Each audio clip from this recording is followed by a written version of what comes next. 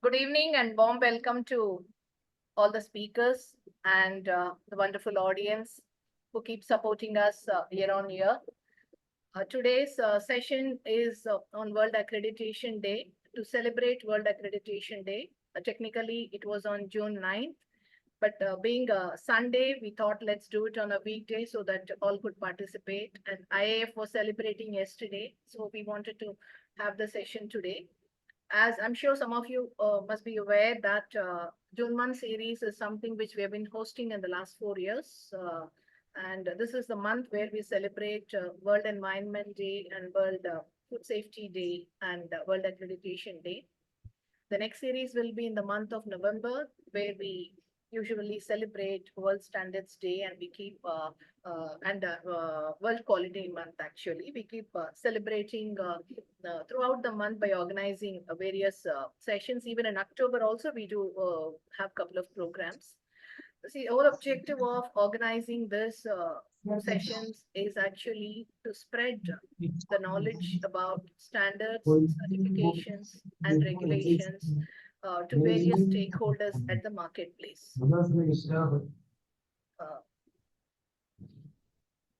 So as you are all aware, Consultants Consortium of Chennai is an association of consultants which was formed almost about 5 years ago. This August will be completing 5 years, and we are kind of a COVID enterprise. I keep joking. By the time association was formed and we were about to start the operations, COVID hit the market, but that was the time when we actually utilized the opportunity to create a lot of digital conversations.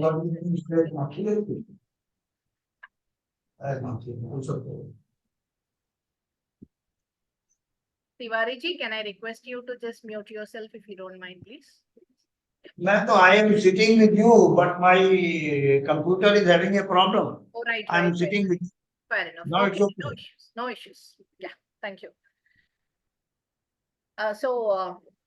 This is as we were mentioning, this is an initiative that we have been organizing year on year on multiple occasions, creating various conversations, virtual conversations predominantly, because that's the only way where we can get connected to the delegates across the country, sometimes international participants also. Now, year on year, we are coming out with new initiatives, and most of our programs are actually are in alignment with the evolving market needs and the future of the economy. International trade will be more towards digital commerce, and it's going to be a smart trade, and it's a smart economy. So no business can continue to operate in a offline world, doing only offline trade and commerce, because there has to be a digital connect. And the theme of this World Accreditation Day is also to focus on empowering the future trade and how the accreditations are going to be aligned to this future trade and future economy. I was reading actually one of the reports in World Economic Forum, WF report, which was released about 3 months ago. It's a beautiful report where WF says very clearly that the future belongs to care economy. The complete global trade will be built on care models, whichever is the sector, whichever is the domain. So there has to be the care quotient in any trade that trade and commerce that's going to happen at the marketplace. The businesses have to integrate their trade, the services or the products, whatever it is, they should address the care element. So this is going to be the a key focus. So that is why we create this multiple conversations. Even the industry is not aware. As stakeholders, as conformity assessment teams, or even as consultants, each one of us are brand ambassadors and have our strong linkages and connect with the international trade and commerce. So these are all the initiatives we will continue to do. We will continue to invite all of you to join us. And this is today's program is the last program in the series. And both the Consultants Consortium of Chennai and the Management System Consultants Consortium, another association which was formed last year, just a 1-year-old baby. So both of us are collectively organizing sessions like this. We were doing regular sessions even once in a month. Somehow it got slipped because of our taxing schedules for all of us. But then we will revive it, and we want to go back and bring back that practice of, we used to conduct monthly 1-hour session on wide range of topics. Market always wants to know about the new standards, new certification programs, new schemes that are available, and about the regulatory mandates and what's happening. There's a lot of confusion in the conformity assessment space, and a lot of challenges, and at the same time, a lot of opportunities also for the businesses. So the only conversations like this will create that awareness and sensitization to all the stakeholders. So with this opening note, I would like to introduce Aarti. Can we have the PPT, please?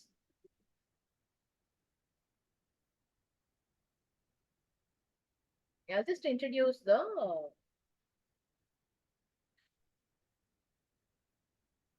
session host today, and also the host from Management System Consultants Consortium, Mr. Atul Mathur, and he will be introducing about MSCC shortly to you. And Mr. Mathur is also a senior consultant coming from an IT background.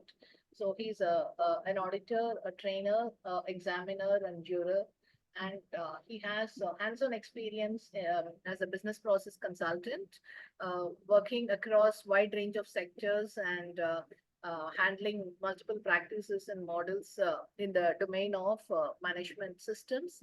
So he's been working on multiple frameworks like CMM, CMMI, ISO, various standards and certification programs in the domain of IT and ITES sectors, and automating internal processes, and coming out with the digitization and digitalization initiatives, critical thinking, and developing new process visualizations, tool integrations.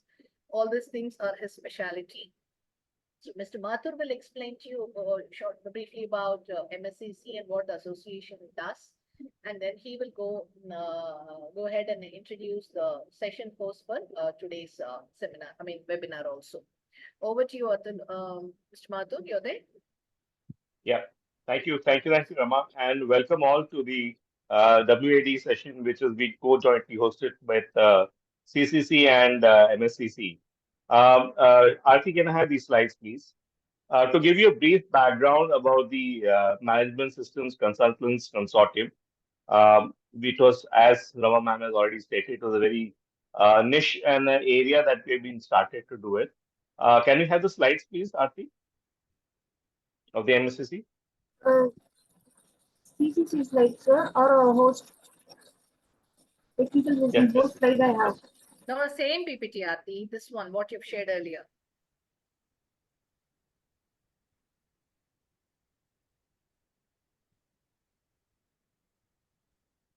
Not these ones.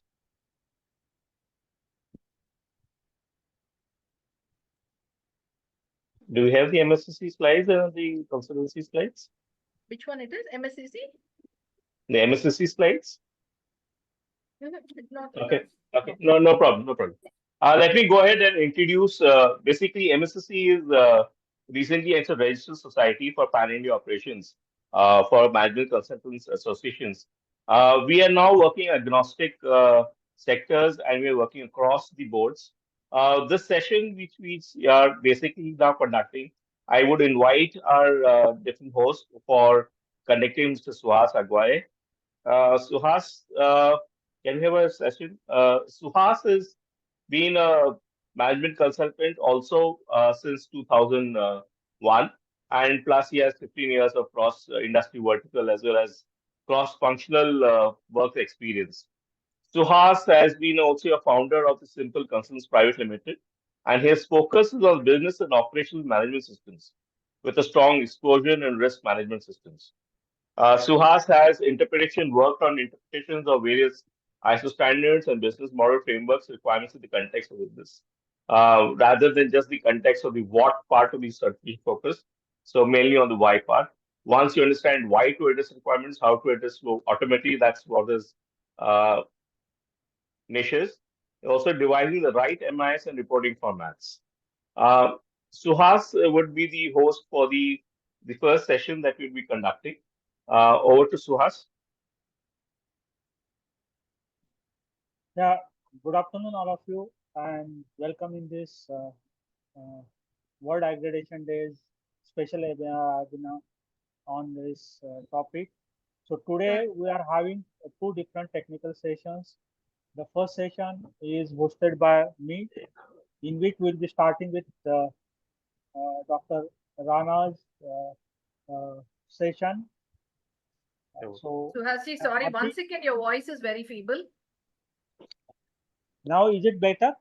Yeah. Yes. Yeah.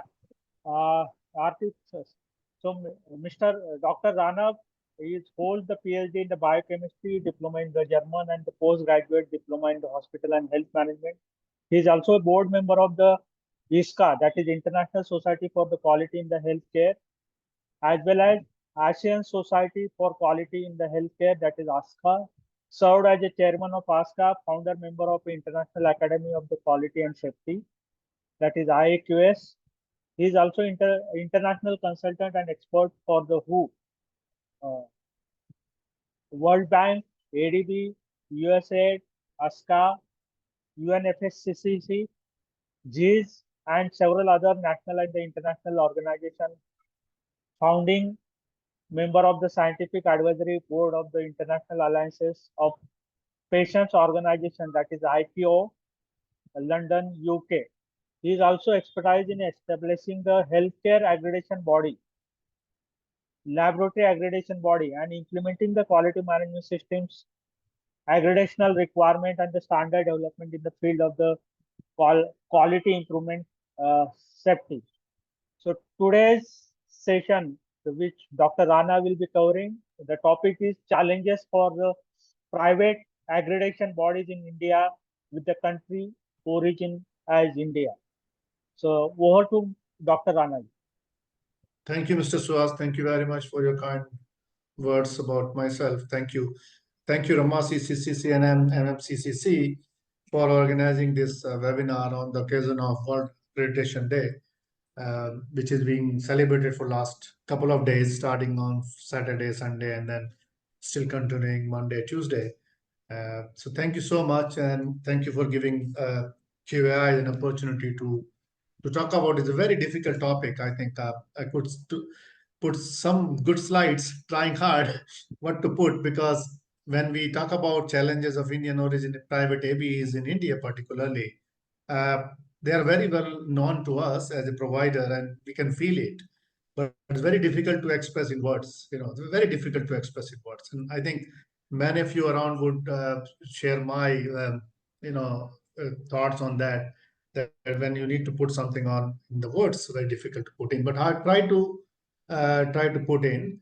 So thank you once again, and wishing all the audiences a World Accreditation Day, which is being celebrated for last couple of years by ILAC and IAF to promote the role of accreditation. And I think there is no second thought that accreditation can't help. Definitely, it helps in promoting businesses, trade, and many things around the world. So briefly about Quality and Accreditation Institute, so that the context can be set to the topic, how the private accreditation bodies in India is facing challenges. So QI set up in August 2017 as a private limited company. And at the moment, we are offering 8 accreditation and 1 recognition program in this world. This is our organization structure. We have 4 verticals: training, education, laboratory accreditation, veterinary accreditation, and healthcare accreditation. Healthcare vertical is well established. We have already accredited 100 organizations across India, as well as some countries outside India as well. In relation to our conformity assessment body accreditation, basically as per ISO definition, the vertical is Center for International Accreditation, CIA.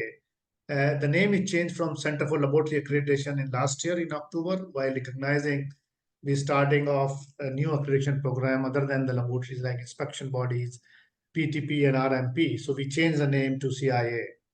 So we provide accreditation to medical lab as per ISO 15189 testing and calibration 17025, 20387 for biobanking, and we are the first at the moment, first and only body in India who offers accreditation program to biobanks as per ISO 20387. And we started recently PTP 17043 and RMP producer 34 and inspection bodies 20. Just to give you a glimpse of statistics, not much, but I think we are quite happy with the numbers. Medical lab as on date 10, but we had 17, 7 gone out because they didn't find advantage continuing because they were very small labs looking for empanelment. Testing lab program, after we signed APAC and ILAC MRA in 2022, we started getting a good response, and we are sitting on 58 labs as on yesterday. 4 calibration lab and 2 biobank. Third biobank in the process, and I'm happy to say the 2 biobanks are from government, THSTI, Department of Biotechnology, and one for Center for Brain Research, Indian Institute of Science, Bangalore. This is our cumulative year on year. So we are growing as a trend can say. We are sitting on 86 total as on date. International recognition, as I mentioned, we assigned APAC MRA in October 2022 for 17005 testing and 15189 medical testing program. And then subsequently in December 2022 by ILAC. Some of the lists where QI accreditation program is being accepted, and some of those glimpses here, which we are aware of that they are accepting. And internationally, yes, I'm happy to say that QI accreditation is approved by United States Environmental Protection Agency, EPA, for formaldehyde testing for wood products. So there is only one lab in India who is doing this, and that has been approved. That is approved by us and been approved by US EPA. Similarly, United States Consumer Product Safety Commission, USCPC, also approved QI for any testing of consumer product going into US need to be tested by an accredited lab, which can be QAI accredited lab as well. Recently, we got communication from Hong Kong government. The 2 regulations for toy testing and consumer goods, they have sent us a letter that QI accredited laboratories, as per these regulations, this area would be approved by Hong Kong government without any further questions asked. World Organization of Animal Health, they have also approved QAI for veterinary testing. We have accredited Verivis referral laboratory in Bangalore, which is the first in India, and also National Public Health Laboratory in Nepal for medical lab. This is our gold seal, mark of sustained quality. Globally, we are currently working in 10 countries, already granted accreditation labs to 10 countries, and working 10 more countries in time to come. Recent development, I'm very happy to say that in this last month, in a board meeting of CIA, we have approved a very specific fee structure. And the whole philosophy behind is that no CAP should refrain from adopting quality and accreditation initiative just because of financial barrier across the globe. And when we are working in African countries, in Nigeria, Ghana, and some of other African countries, and some Asian countries, we felt that they are not able to cope up with the fee structure which we have signed up for other than India program.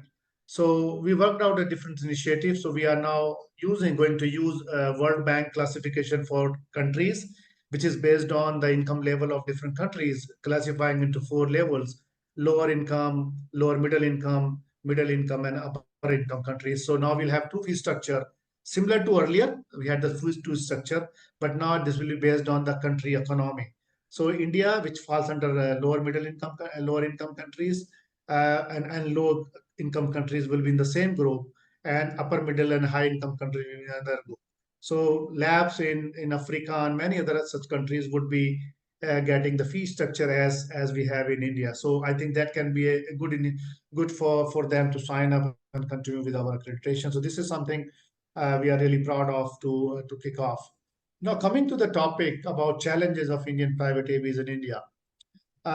So the first and foremost is acceptability and recognition. by government departments and agencies who have prescribed accreditation to various standards 17025, 15189, even for primarily these two standards, other than the inspection uh, specifically. And many regulators similarly have prescribed accreditation. Uh, Private associations and councils, obviously industry associations coming from either FICCI, CII, SOCHAM, even several others, TIC Council inclusive, and also from conformity assessment bodies. Even the labs themselves would be, thinking about to move from one AV to AV. Forget about for some reason. So these are something which actually the glaring that how to uh, make a point in the stakeholders to get things approved. So why this happened? Why this acceptability and recognition is not happening easily, though it's happening, started happening? I think first and foremost reason, and I think I must congratulate and I Tiwari here, my guru who taught me Guide 25, which actually converted to ISO IC 17025 later, who taught me this standard for assessor training. Actually, he's a pioneer who started off at CTCF long back 1984-86 in DST, and then which culminated into NABL in 1994 or 96, somewhere in there. So it's already been in existence for more than 30 years. The first AB, which everybody knows is NABL, is in existence. And the second important point is entry of the second AB was quite late, which is in 2017 QAI, where the second AB from India came into being. So it's a gap of more than 25 years. So it's not easy to fill that gap. And on top of that, the first AB is fully supported by government, obviously by virtue of being set up by government and industry associations, and obviously from being the first in India. And now if you see the first AB and ABL is being seen as synonymous to accreditation. If you say accreditation of laboratory, it's only NABL. Even many CAB don't even say ISO 17025. They say, if we ask, what is the standard you use for accreditation? They say NABL accreditation standards. So that's the status. And I think that's the challenge as well for private AVs like us. And other reasons were prescription of the first AB by name into various regulations, acts, whether it's Food Safety Authority or is the Pollution Control Board or many other similar regulations actually has prescribed by name. It's not by standard, like labs should be accredited to ISO 17025 or 15189 or ABCD, but by name the lab should be accredited by NABL, for example. And it's a cumbersome process of amendment of regulation and act. It's not easy. It's because it comes through parliament. It's not easy to get them amended. And on top of that, approaching each regulator and the government agency separately is a huge task itself. Means if there are 50 regulator agencies prescribing accreditation by name, it's not done by communicating by one and everything done to automatically know it. We have to approach each and every one independently and separately. So it's a huge task. Leave aside meeting with the concerned officials. It's just communicating itself is a challenge. And then further to that, private associations, industry associations, as I mentioned, like FICCI, CII, or SOCHAM, PhD chambers, so many other chambers. Obviously, there are some exceptions. I must mention it. Association of Indian Laboratories, AIL, actually doing a fantastic job setting the things as they should be, as in any association should be seen as an independent and unbiased in the working in the interests of the stakeholders. AIL is an example, working for irrespective of who the accreditation body is. They are trying to address the issues of the stakeholders, the conformity assessment bodies. And similarly, ICCCC, MC Association of Biochemistry and Microbiology, some of those. But by and large, the bigger entities, CII, FICCI, ASOCHAM, they are not. They are not. We approach them, either they don't accept our request and they don't take care of it. And obviously, conformity assessment bodies, in case this case labs, themselves have some limitation for business interest. They look for one-stop shop for all their needs. And I think quite obvious for the businesses. There is nothing wrong in that. If I am a lab, I will also look for where I can get accreditation and it can serve my all purposes. And currently, the first AB, the NABL, is serving that purpose because that's existing for years and years, and everywhere it is mentioning by name. So it's difficult for CAPS to sign up with a new accreditation body where they are approved by some of the agencies, but not all.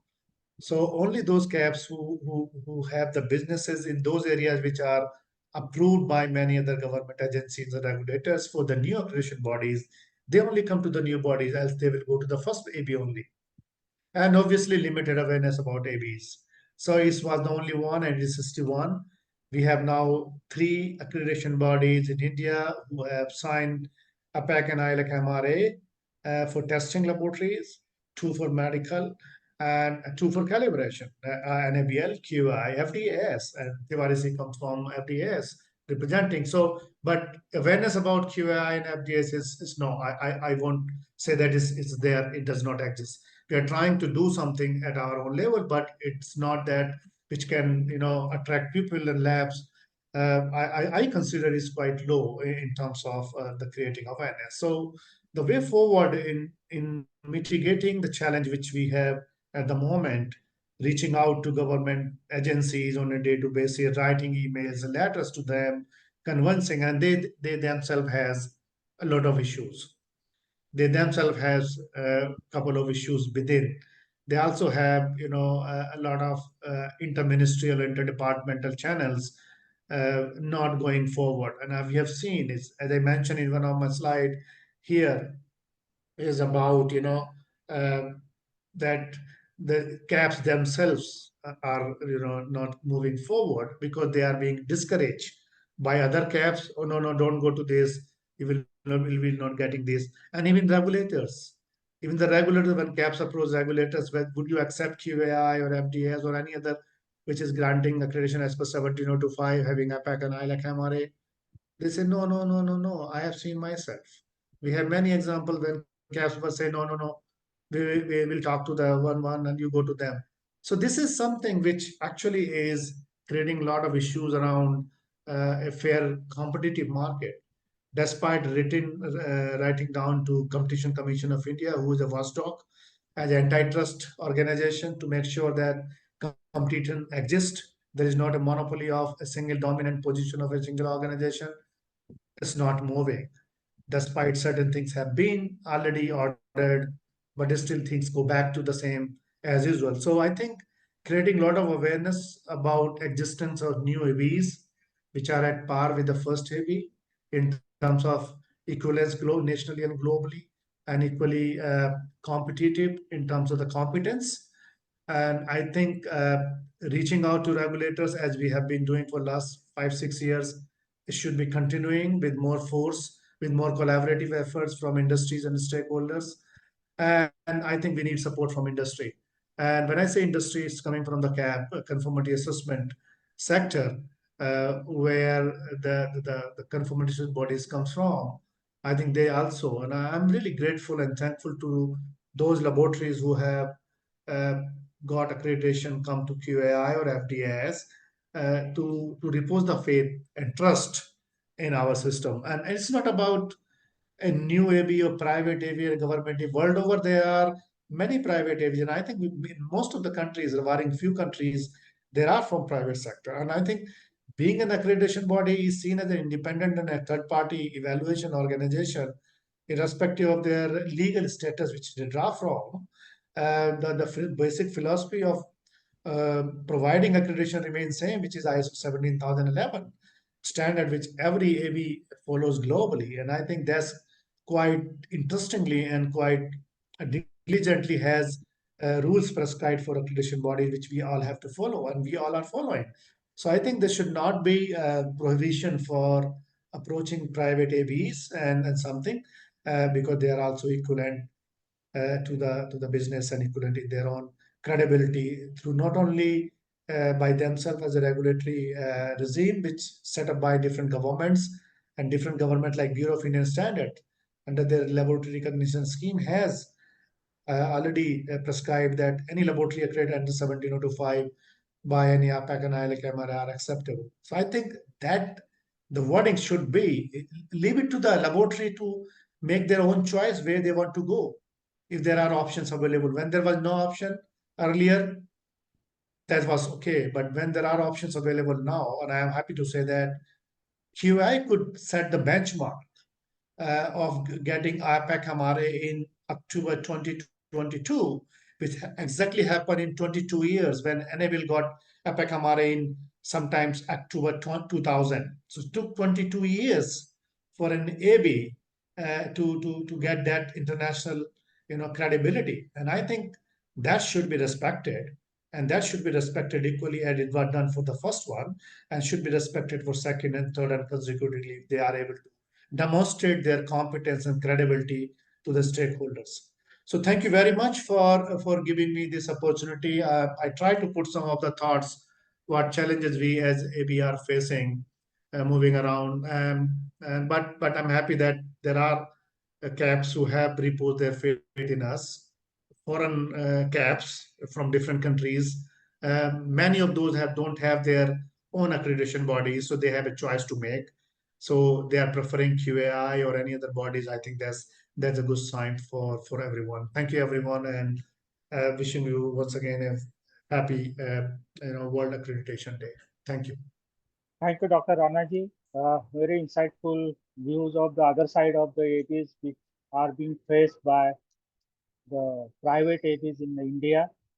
So, participant, if you have any questions on those things, we'll park it for the end of this session 1. In the meanwhile, you can just post it into the chat box. We'll take up those as one by one subsequently. We'll move to the next session of Tiwari. He is there. Hello. I'm here. Yeah. So, Aarti, yeah. So, Mr. Tiwari is a former advisor at the Department of Science and Technology, Government of India. He studied Harcourt Butler Technology Institute, Kanpur, in Uttar Pradesh Technical University.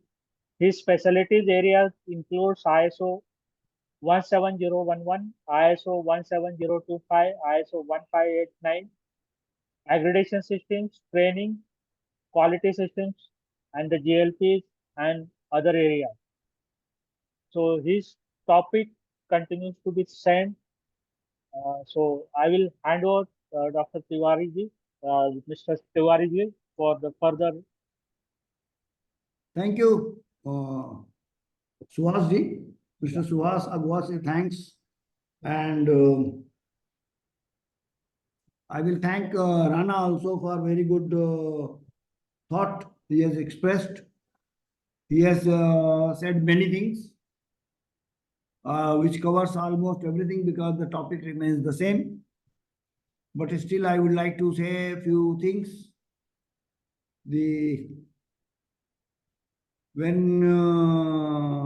About the accreditation bodies. But before that, I would like to thank Rama Venugopal, Dr. Rana, and Dimitri, my friend, who is coming from. You are still sitting in your office or from house? I'm in Athens, Greece. Yes. Okay, good. For you, it is midnight. Anyway. So I do not know. Mathur साहब भी बैठे हैं यहाँ पे, उनको भी मैं बोल सकता हूँ, जिनके नाम I can read, I can say. Yes, sir. Don't worry. Kansara साहब और जिन्होंने मेरे को यहाँ बुलाया कल फोन करके, जौहरी जी वो मिसिंग है और तो सब ठीक है. He phoned me that Tiwari ji, you please go and you have to talk about challenges before the accreditation body. I have recommended your name. Please go there. And your talk will be of 20 minutes and after that you can go. But when I came here, Mrs. Rama Venugopal told me that you have got 2 slots and I do not know what are the topics of those 2 talks. So anyway, I will club all those things together. Anyway. Tiwari ji, जौहरी जी ने अभी message दिया है. He is among the crowd of 31. Okay. Already. He's there, he's present. Maybe names are not visible, but he's there. Yes. I can see only 4 or 5 names. That's all. Yeah, Anyway. I 30 think people are available. It is good. And Johri ji, aapko bhi namaste if you are present there. Okay, good. Now, the journey of accreditation started long back. It started in 1981 when the government of India approved the plan for starting laboratory accreditation program. At that time, it was NCTCF, National Coordination for Testing and Calibration Laboratories. I joined Department of Science and Technology in 1985. Since then, I'm associated with this program. The NCTCF program was made by Indian experts. They had not copied from anywhere else. They had made their own standards. They made NCTCF criteria for giving accreditation to laboratories, for testing laboratories and calibration laboratories. And you will be surprised to know that for testing side, there were 32 committees. And for calibration side, there were about more than 20 committees. They worked together for many years to form the program. Ultimately, the general requirement and technical requirements were drafted by NCTCF. And then my boss, who was Dr. Kumble at that time, he wanted the Prime Minister to inaugurate. That program was ready in 1986. So Prime Minister was not able to give the time. Then ultimately, Dr. Kumble requested Dr. Professor Menon, MGK Menon. He inaugurated the program on 29th of September 1989, and we started giving accreditation to laboratories from NCTCF. At that time, laboratory accreditation was free. There was no application fee. Everything was free, and even the assessors who will go to visit the laboratory, their expenses were being bought by beard by Government of India, Department of Science and Technology. They will get the TA, DA, and on radium, everything they will get from there. Even for their stay, if they go and stay in a hotel, we will pay the money for that also. It was there like that. So by the October, by February 1992, we had given accreditation to 175 laboratories, and about 300 applications were lying with us. But some crack fellow, his name is Janak Mehta from CII. He was a confused person because when he spoke, he says, in India, there is no quality system. There's nothing working in countries like this. And Europe, at that time, Europe was trying to consolidate at a single economy. They were working for that. As a result of which, you see that Euro is there. As a result of which, they wanted to target that within the Euro, if a item is sent from one place to another place, goods are moved, then no checking should take place. They should move freely within the Euro from one country to another country. And the test reports from one country should be accepted in the other country. But for acceptance, they made some criteria. They created a European body for accreditation of laboratories. EAL was for testing laboratory and ECC was for calibration laboratories. These two bodies were later merged and it became EA. So EAL made certain criteria, groundwork was done by them for establishing EN 45001, EN 45002, EN 45003. EN 45001 is the standard for laboratories. EN 45002 is standard for assessors. EN 45003 was the standard for accreditation bodies. That means accreditation body should work as per these norms. And on IS side, in ISO side, ISO IC Guide 54 and 55 was for assessors and accreditation bodies. For laboratories, ISO IC Guide 25 was there. Then ISO guide 54 and 55 merged, and then became ISO IC guide 58. So when I made NABL, I had taken the 58 consideration. Before that, NCTCF, there was no question of any international linkages, though we used to attend ILAC meeting, but we were working separately. We had no connection with them. We were working because why NCTCF program was started. Sometimes in 1976, an idea was mooted in Planning Commission that the laboratories are running after the government departments. They will go to one department, second department, third department, and each department will go and separately assess that laboratory. Each department will go separately assess that laboratory. So laboratories are also wasting time, and government departments are also wasting time. Keeping this theme in mind, government decided that it should have an accreditation body, and it will give accreditation to those laboratories, and these accredited laboratories will be acceptable to every government department. There'll be no further verification and all that type of thing. That was the theme actually. And with that actually, and this NCTCF program was made by the government. You know, all the secretaries were the member of the Council of NRAC. It was National Register for Accredited, National Commission for Accreditation Council, NRAC. All the secretaries were member of that. Like, you know, in GLP also it is like that only. They will send somebody else, that is something different, but secretary, because if you involve every secretary from the government, that means the commitment of the government is there, that it will be accepted by everybody. So, NCTCF program was flourishing. This Janak Mehta invited a European expert group at the cost of CII, not Government of India. And he, you know, CII collaborated with some officer, Dr. Jaya in Ministry of Industry. And that fellow said that let us study the functioning of NPL, BIS, NCTCF program. Then these people were surprised to see that the fundamentals of the quality, you know, baseline of the quality, all the three systems are available in the country because NPL provides traceability for all the measurements.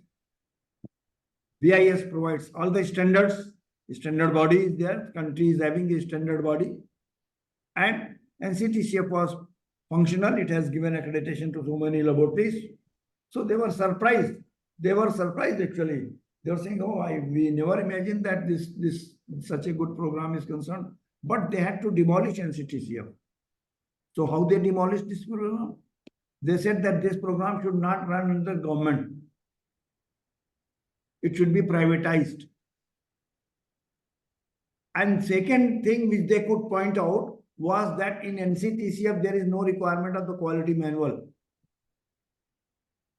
But the management system requirement was there. We were not using the word quality manual. Now you see the ISO IC standard, ISO IC standard 17025 2017 version is not talking about quality manual. It is talking about the management system. It's not talking about quality manual. So what I say that these bloody Europeans will think something which India has thought long back. But they will impose their will on India. They will impose their will on others also. And they are, even today, they are capturing ILAC. And they will try to force their thinking to us. In their country, it is their majburi. It is their requirement that they will have only one accreditation body. Because when the European Union was constituted, they had said that in each country there shall be one accreditation body.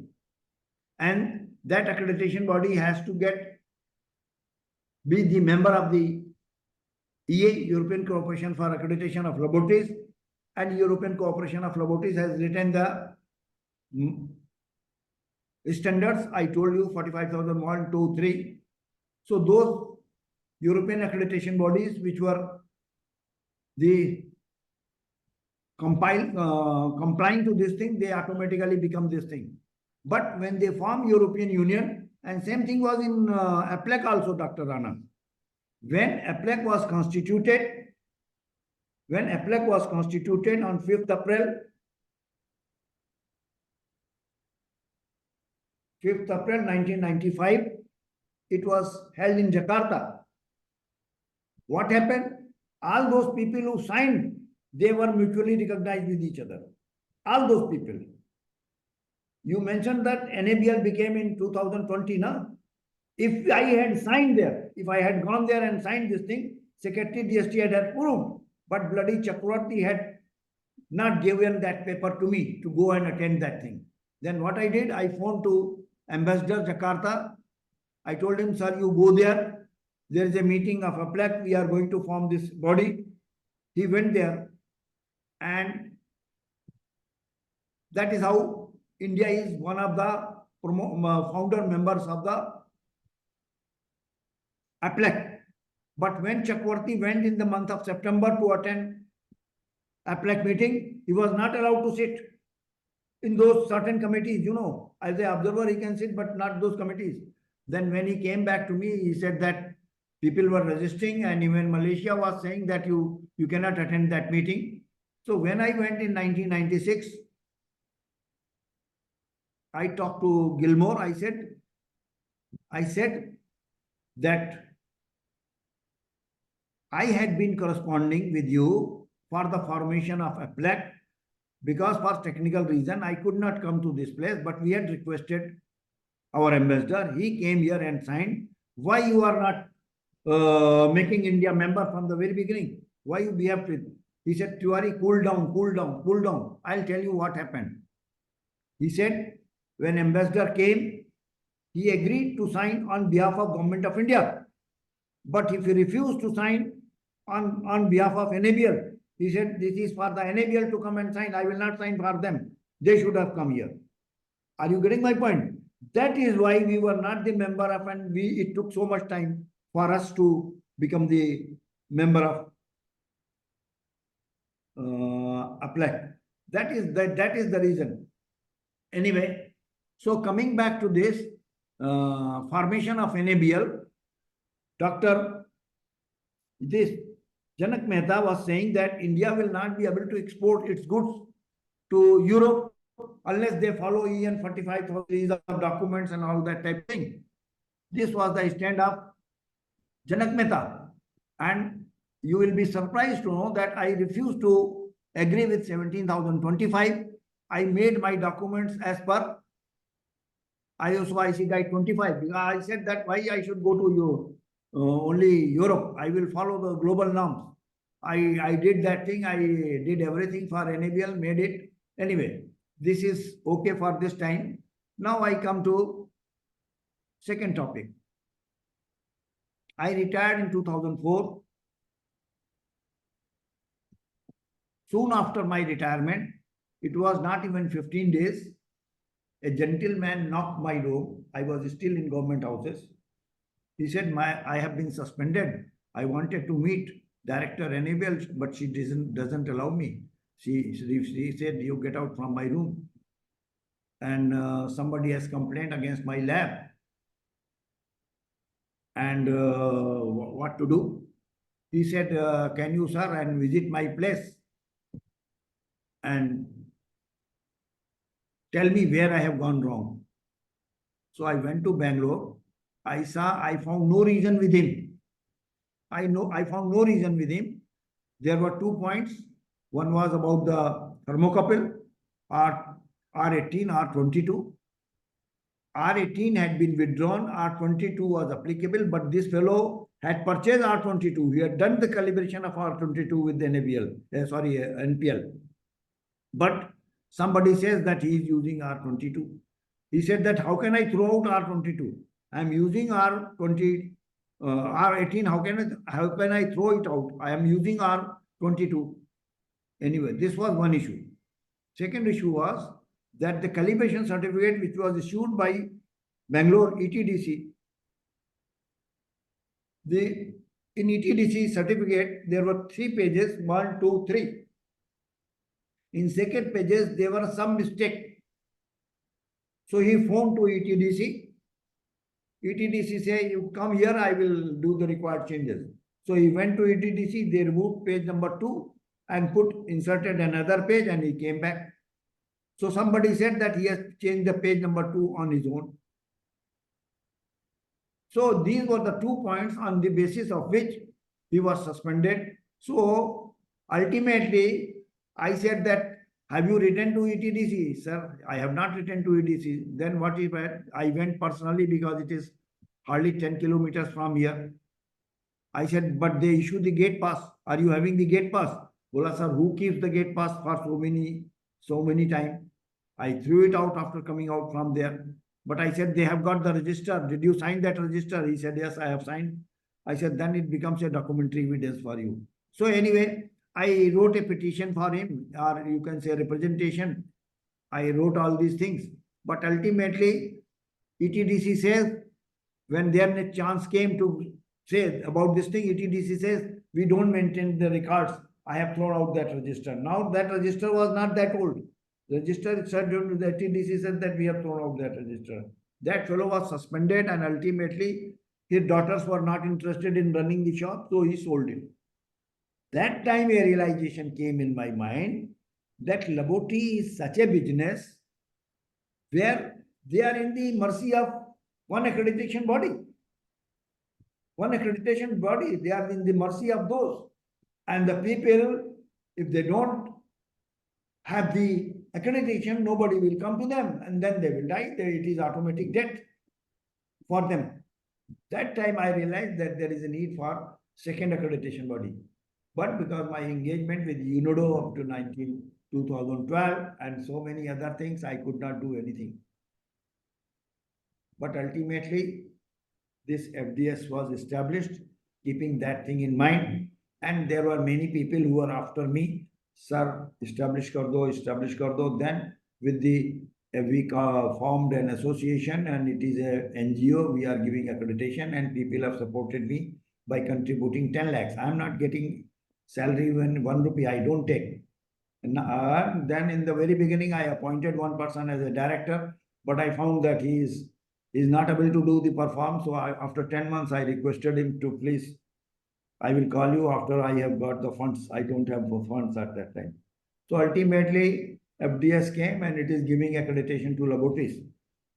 Now, we realize what is the problems of accreditation bodies, and what is the problem of the laboratories which get accreditation from the bodies like FDS or Dr. Rana's accreditation body. Let me admit it here that Rana is a very dynamic person and energetic, full of energy. He is doing a lot of work and he has got a lot of energy. मैं तो 80 बरस का हो गया हूँ, मैं क्या करूँगा, साफ सी बात ये, but doing something, that's all. And Rana will steer the things in a proper manner. But coming back to problems of accreditation body. Unfortunately, I have been associated with accreditation system, or fortunately, I have been associated with laboratory accreditation system from 1985 onward. You can say this is, कितना बरस हो गया यार, 40 बरस, roughly 40 years. Before that, I had industrial experience of 20 years. Then I had joined Department of Science and Technology. It was a lateral entry in between for me. So,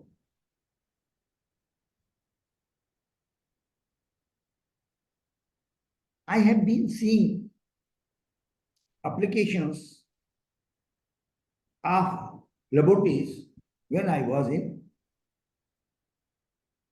government. People will write an option up. They do not know what they are writing as a quality manual. And if you ask them, they will say, sir, we have hired a consultant, he has written it. So, because your association is of consultant, there is a need for you I'm not saying that every consultant is good or bad, but there is a need for consultants to upgrade their knowledge so that they are able to guide the laboratories in a proper manner. If they are not doing this thing to educate their own people, then it is not proper. I find that laboratory people, the understanding of 17,025 is very poor amongst the laboratories. And unfortunately, the people who guide them, they don't have also that understanding. So ultimately, it is the problem of laboratory accreditation body. What we do, if the application has come, then we have to process it. We'll say so many NCs are there, then people will take time or less time. They will remove the NCs, they will come to us, and gradually you will find that everybody gets accreditation. You will find that everybody gets accreditation. And then second problem is, laboratories are also not gentlemen. They are playing tricks. They are doing huko-puko. This is also a problem for accreditation bodies. Maybe there is accreditation bodies like FDS or QAI, but we are not here to distribute the certificates. I received a letter written by Commerce Secretary to all the government department, in which he had written very clearly that these private accreditation bodies are spoiling the countries. They are distributing the certificates. Laboratories are coming out. So go to national bodies. Don't go to anywhere else. Then I wrote a very nasty letter to that secretary. He has not replied me. I wrote him again that letter, that he has not replied me. I said, even if I am wrong, you write me. He has not replied me. Because my problem is that why we are the national citizen of India. We have got every right to do the things. And Constitution provides us to do the things whatever we like in a rightful manner. Who is bloody secretary to disagree with this thing? So this is the one thing. Second thing, in QCI, they are thinking their monopoly will go. So they are going to secretaries and my baap bachao, because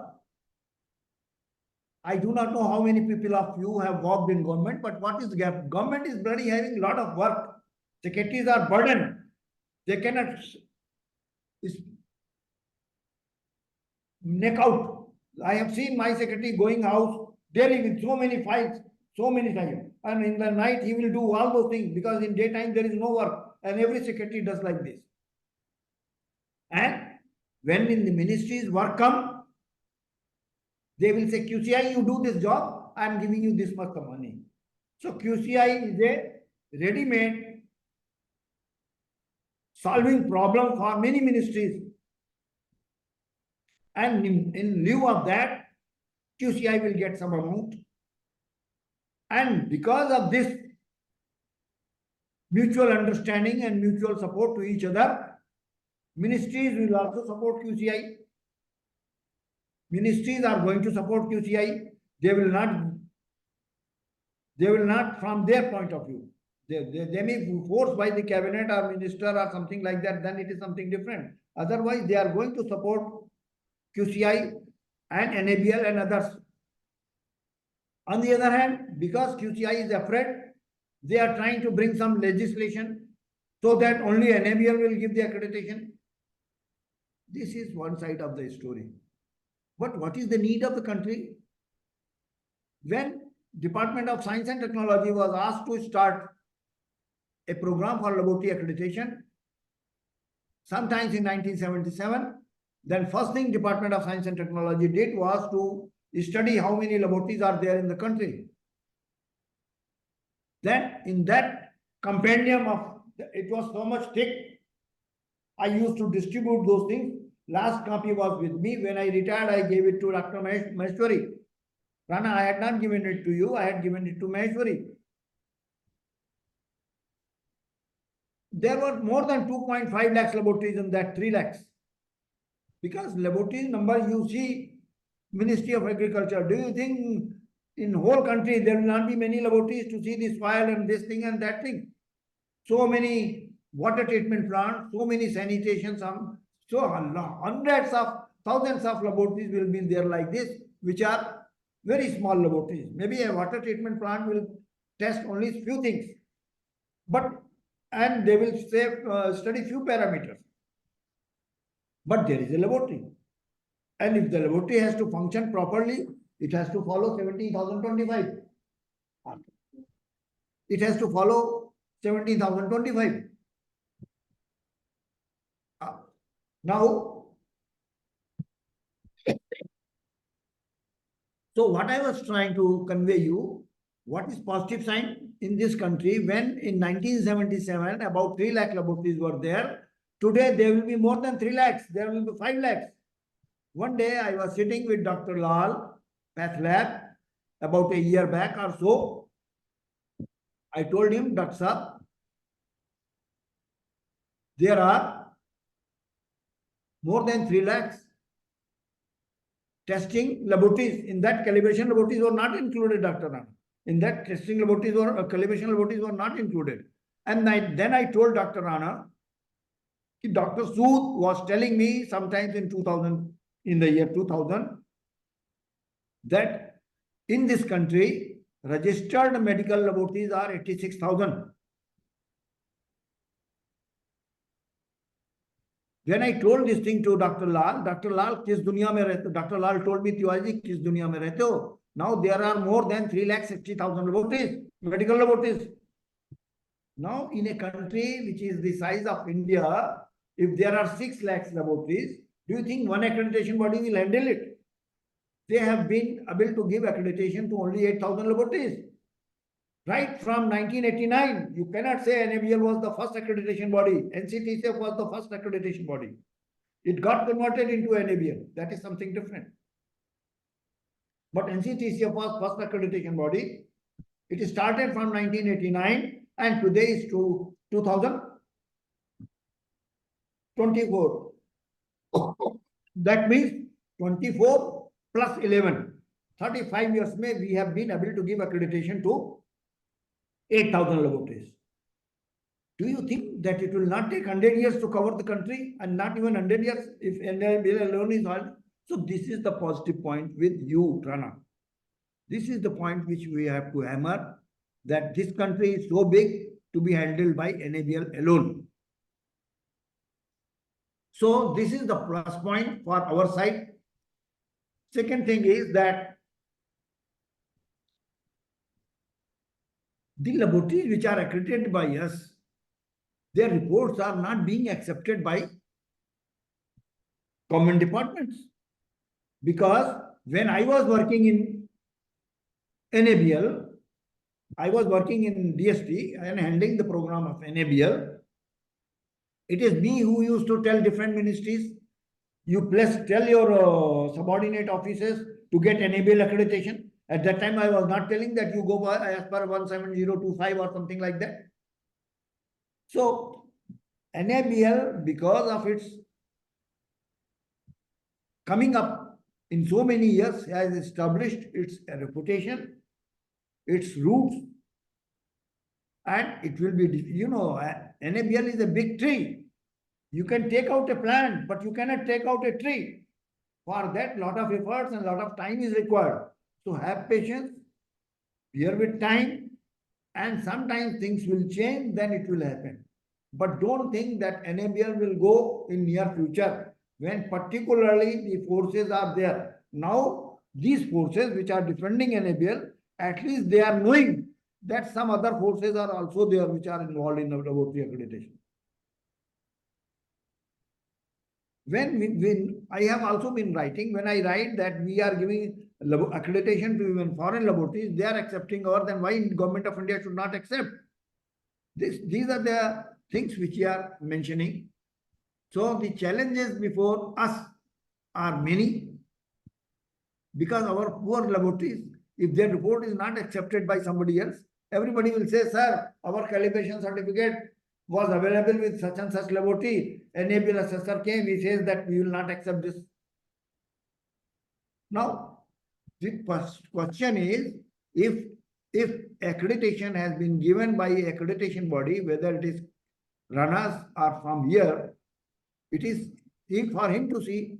Now the question is, how many things we will raise the banner in ILAC that NABL's agents are doing like this, and how many times we are writing. Now, the other thing which will come, which will be of grateful help to us, is AOIL. Now, AOIL, though it is a good organization, till I was not handling FDS, I was able to write some letters for NABL, AOIL. Now, because of the conflict of interest, I don't take any part in that. I don't take any part in that. I hope my time is over. My time is over or something like that. So, these are the problems. We have to defend the laboratories. We have to struggle with the government bodies. And NABL is our friend. When we go to ILAC meetings, we talk to each other, we respect each other. I don't consider NABL as my opponent. NABL is our colleague. NABL has given recognition to us. So that is not the point, but the point is the government. Okay. So I think I have said something. I can go on speaking like this for many times, but I think this is more than enough. And thank you very much.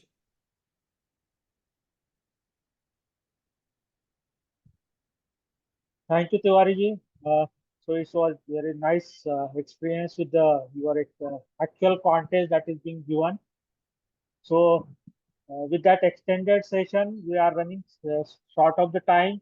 So I'll request all the participants to post their question answer that will be answered separately, either in the end of the session or subsequently by the emails which are being shared for your registration.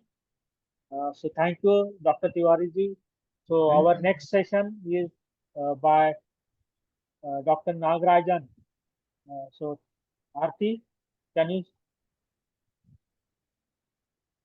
Hello.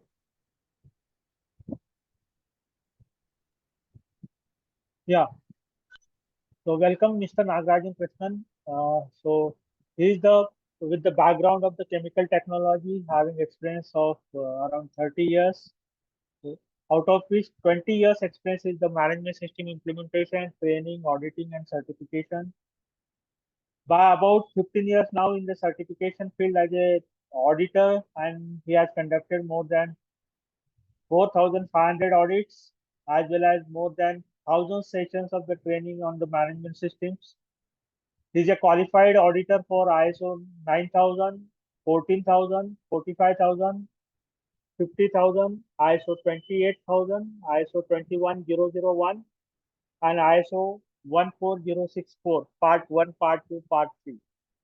He is also expertise in the audit program management in both technical as well as in the operation.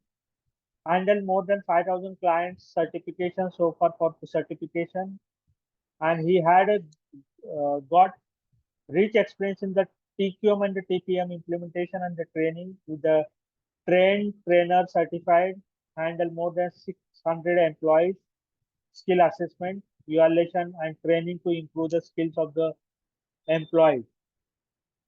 So welcome again, Mr. Nagarajan, and over to you.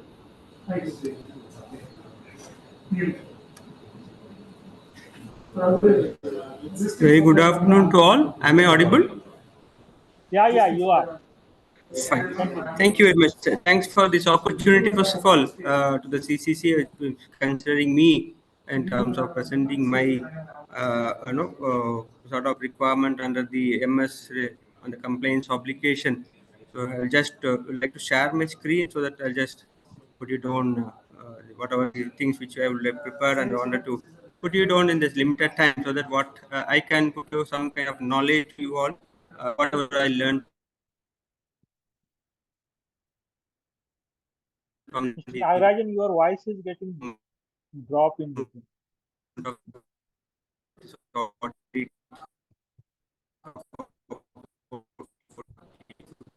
years now.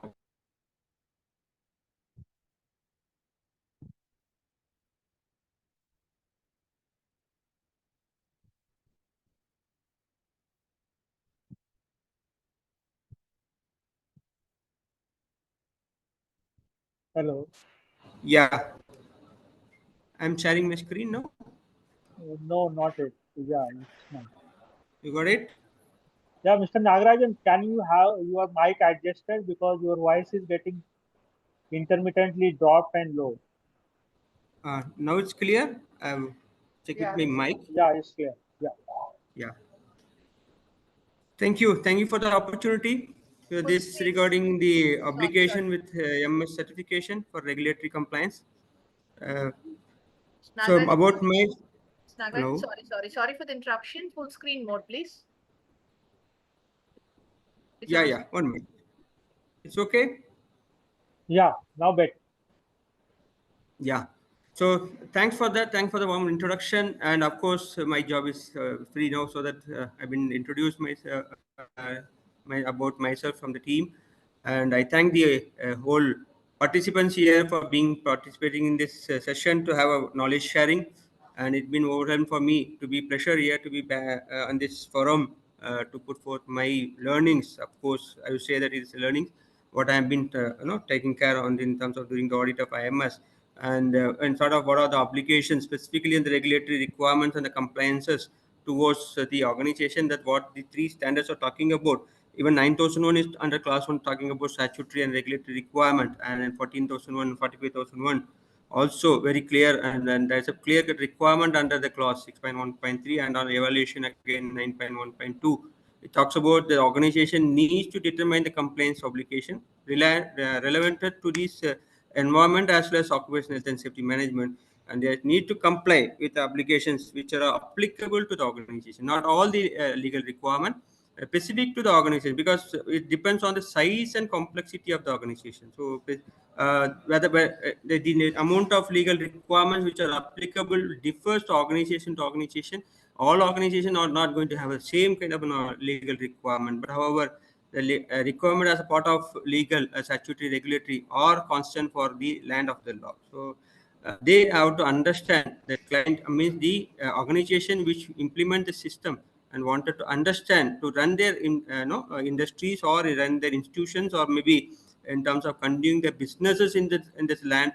So they need to know what are their legal requirements and which are applicable for them. This standard is very clear that they need to determine that what it is needed and maintain the information related, in terms of a document information, that whatever they have been complained for. This being a legal, anytime can be questioned by anybody, and the legal authorities are they taking necessary actions if at all, if these evidences not been provided to them.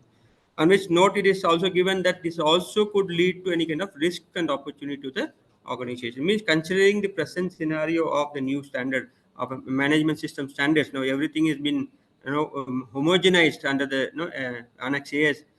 Specifically with respect to all the standards are going to have a same kind of similar requirement, starting from the context of the organization and understanding their needs and expectations of interested party, thereby putting everything into the process and when looking at their risk to the business and continuing the PDCA of your organization.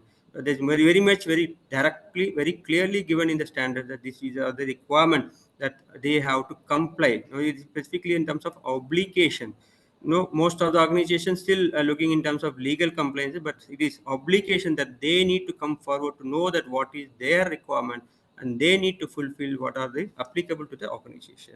It is very clearly put forth in the standard, and then understand that every industry has to know that they have been part of this environment, and they also been looking in terms of their social and also the economy, wherein these part of when the organization are running their business in this particular country or the state or maybe in the land, they need to know specifically these are the regulations which where they are going to take up the environment for the purpose of constructing their industry, and they nearby that their society is also involved, that when they are going to let out of any kind of thing from the industry which is going to any kind of implications to the society, and further the industries are for the purpose of market and the economic growth. So means all the three it is very much integrated within the industry. The industries has to know what sort of regulation and statutory requirement that I need to fulfill. So this is the compliance requirement, and specifically to look around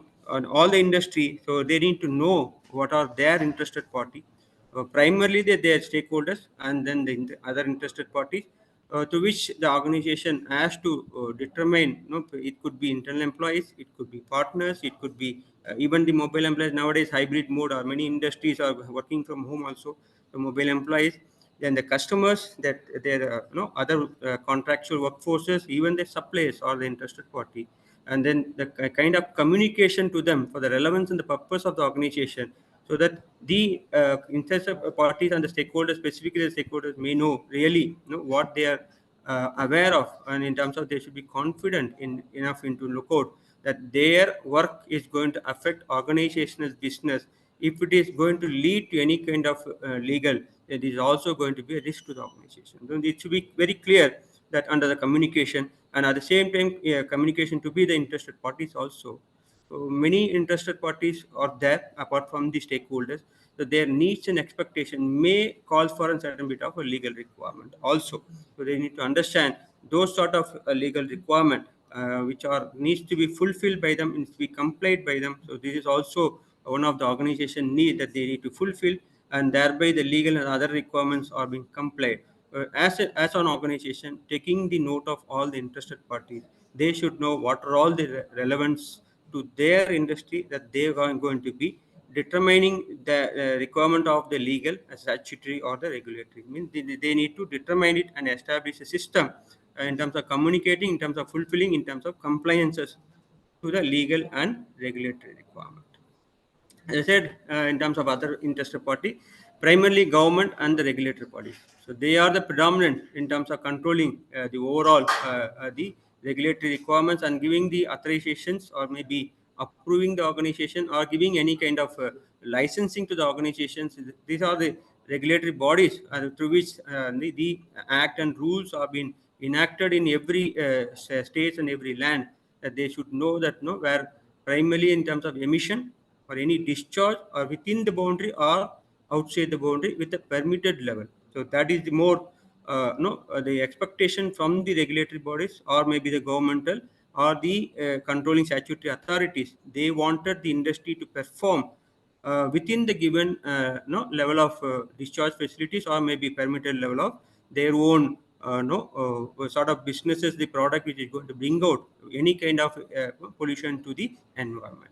And at the same time, one is also has to look out what sort of action they will go for sustaining the business and also sustaining the environmental, so that the operation will not indulge into any kind of an environmental pollution. So that these are also going to be wherein not only looking at what I am applicable, what I am going to be getting registration approval, they should know the quantum of discharge, and same time it is going to have implication environment. Hello, Mr. Nagarajan. Your voice is again causing the issue. Hello. The you there is some issue might be at your end, networking. I think he has Maybe gone. You can turn off your video. Mr. Nagarajan? I think some issue. Video is also. Nagarajan, are you there? I'll call him. Maybe you can log off and then join again, please.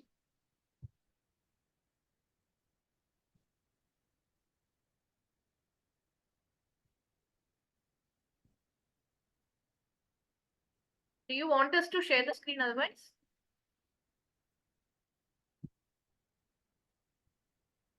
You can switch off your video, Mr. Nagarajan. You can turn off the video. It's better if you have bandwidth issues. Yeah. Now I'm audible? Yeah. Okay. Thank you.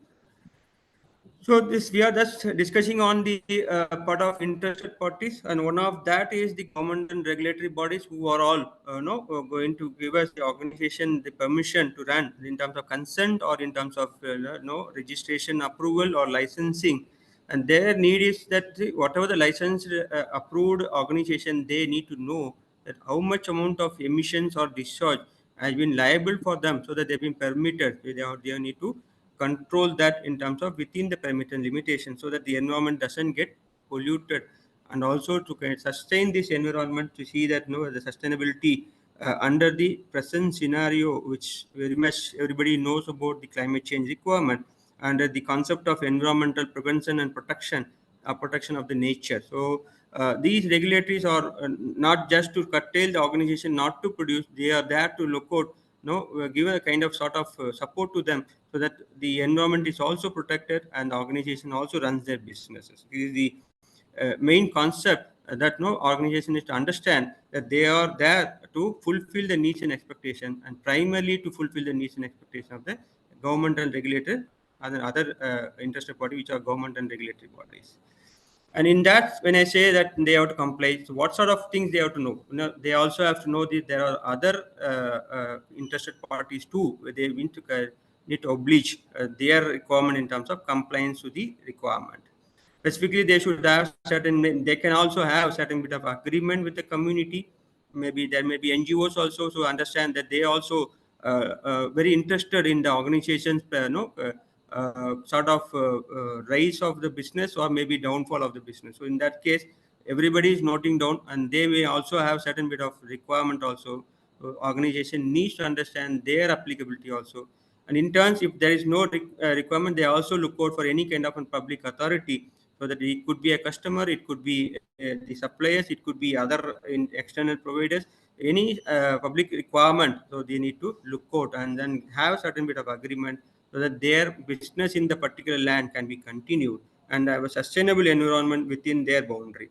And also some kind of an legacy kind of a thing, so that they can bring in the principles that they are going to sustain the business by means of looking at taking all the applicable legal requirement, and they comply, so that there is no adverse reactions to of their process which is having any impact to the environment. So these also can be looked in, and at the same time under the labeling factors also, so they can also bring in a kind of a voluntary labeling system, so that their product is biodegradable, or in terms of under the life cycle perspective, what are the things they can be provided the information necessary, so that the end user can be looking in terms of control when they are going to dispose or discard the kind of items or products which they get it from the market, or when the manufacturer distribute to the market. It is their duty in terms of complying as a part of obligation, providing the necessary information on the labeling.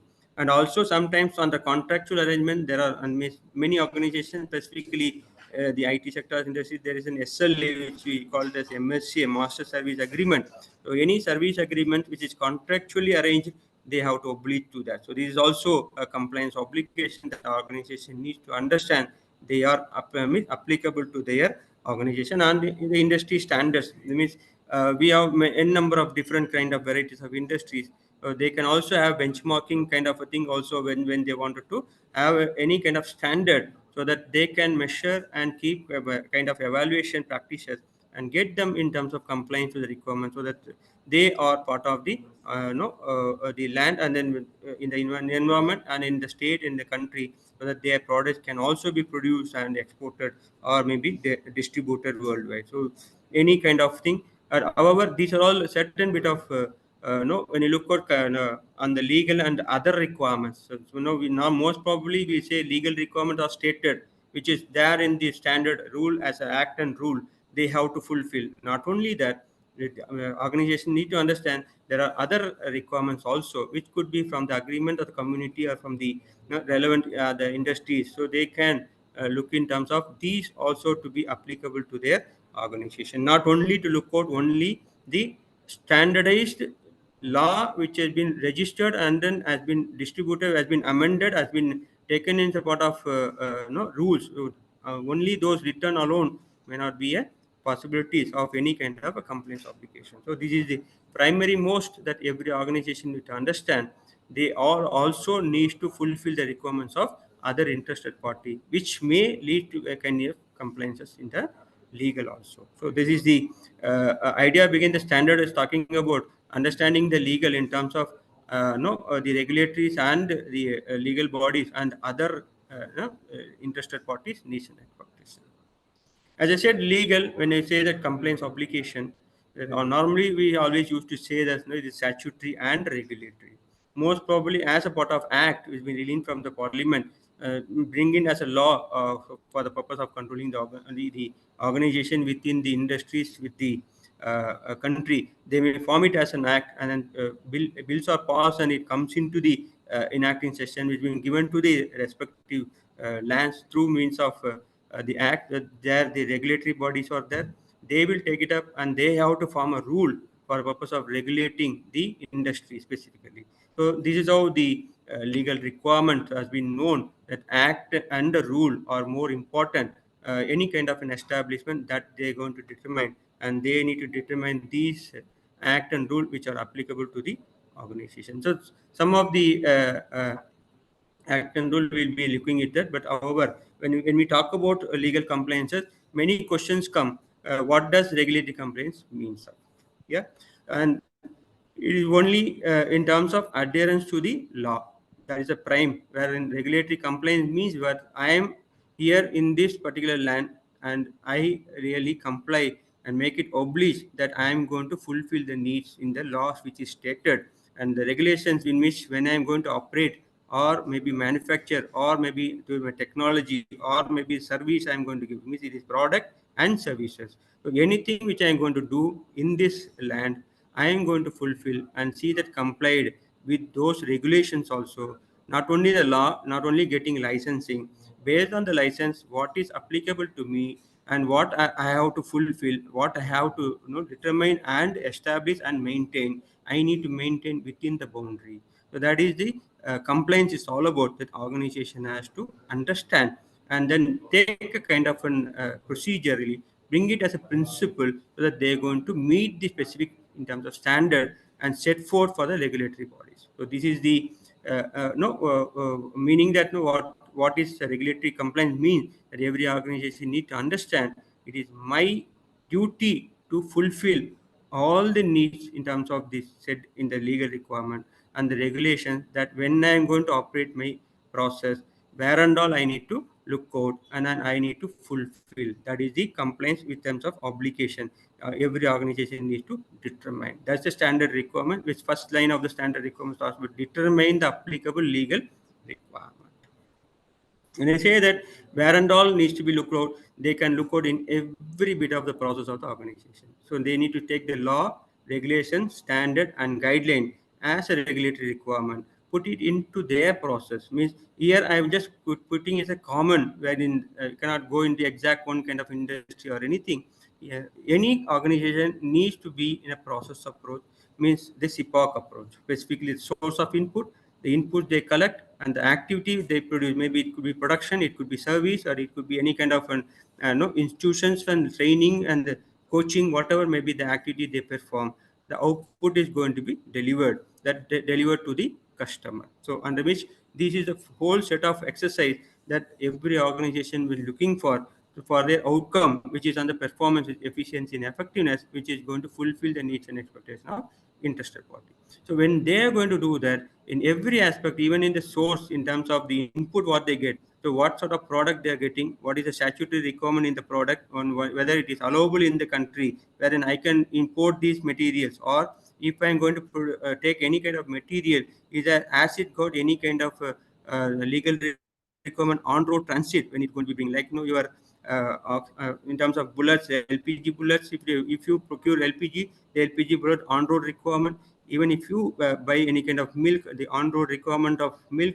Maybe if you buy any kind of an explosives, arms and ammunition, when it comes on road, what sort of legal requirement? So from the source, what is, until it comes to me, what sort of legal requirement I need to know, and what is that input, the material, I should know that material is been applicable, and there are certain bit of restriction of hazardous substances where this material does not have any kind of hazardous substances, and also any kind of requirement under the country specific statutory.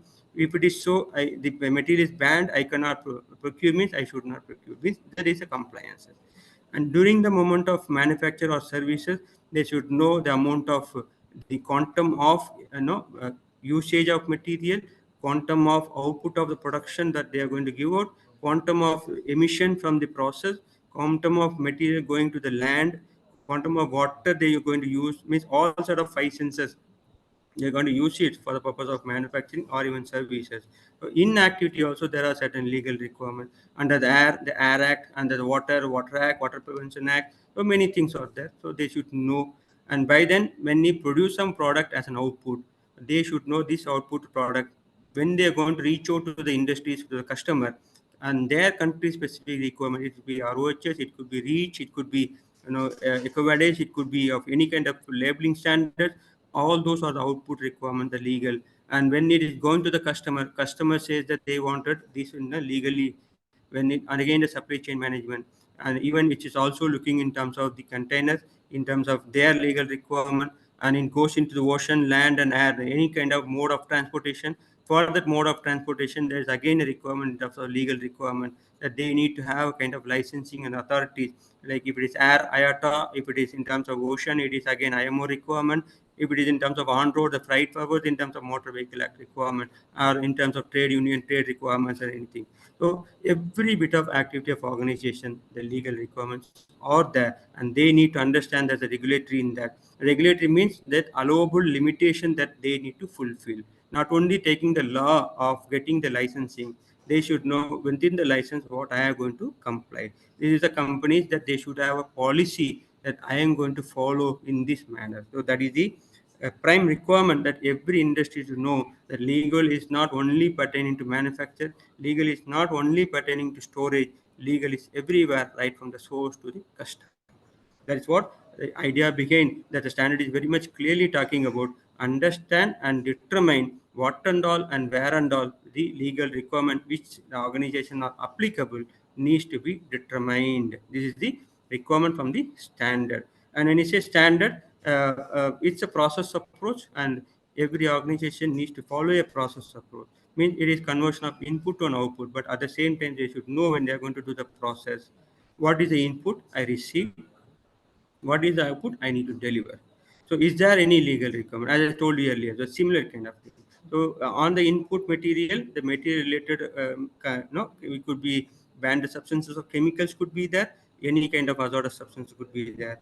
And when they make product and give it outside as an output, the product which I produce has to be there in the list of chemicals, a list of product, a list of material. Even if I'm going to produce the polythenes or polymers, again the sheets, it should be less than greater than 50 micron. My product should go in a 50 micron category. So I cannot produce 40 micron category, and so that my product may not be going as a product as which is a banned category.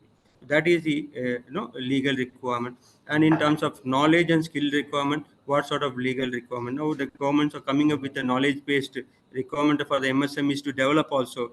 It is a government requirement that there is kind of subsidies are there. So when I'm going to go in for the subsidiaries, I need to fulfill the requirement on the documentation information, so that without absolute document information, I cannot say that I am improving the skill of the people. It under the skill development factors of India. So this is also a legal requirement nowadays. And at the same time, when you use the material, use the equipment, infrastructure, and equipment.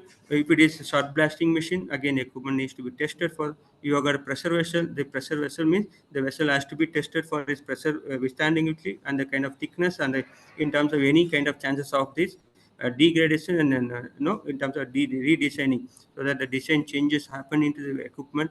Those legal requirements, again Factory Act requirements are there. And with Factory Act, again, when you look out for the layouts, the layout changes. So under the demolition construction, the factory requirement, again, when the equipments have been replaced or rescheduled or taken out, so there is again a requirement of legal.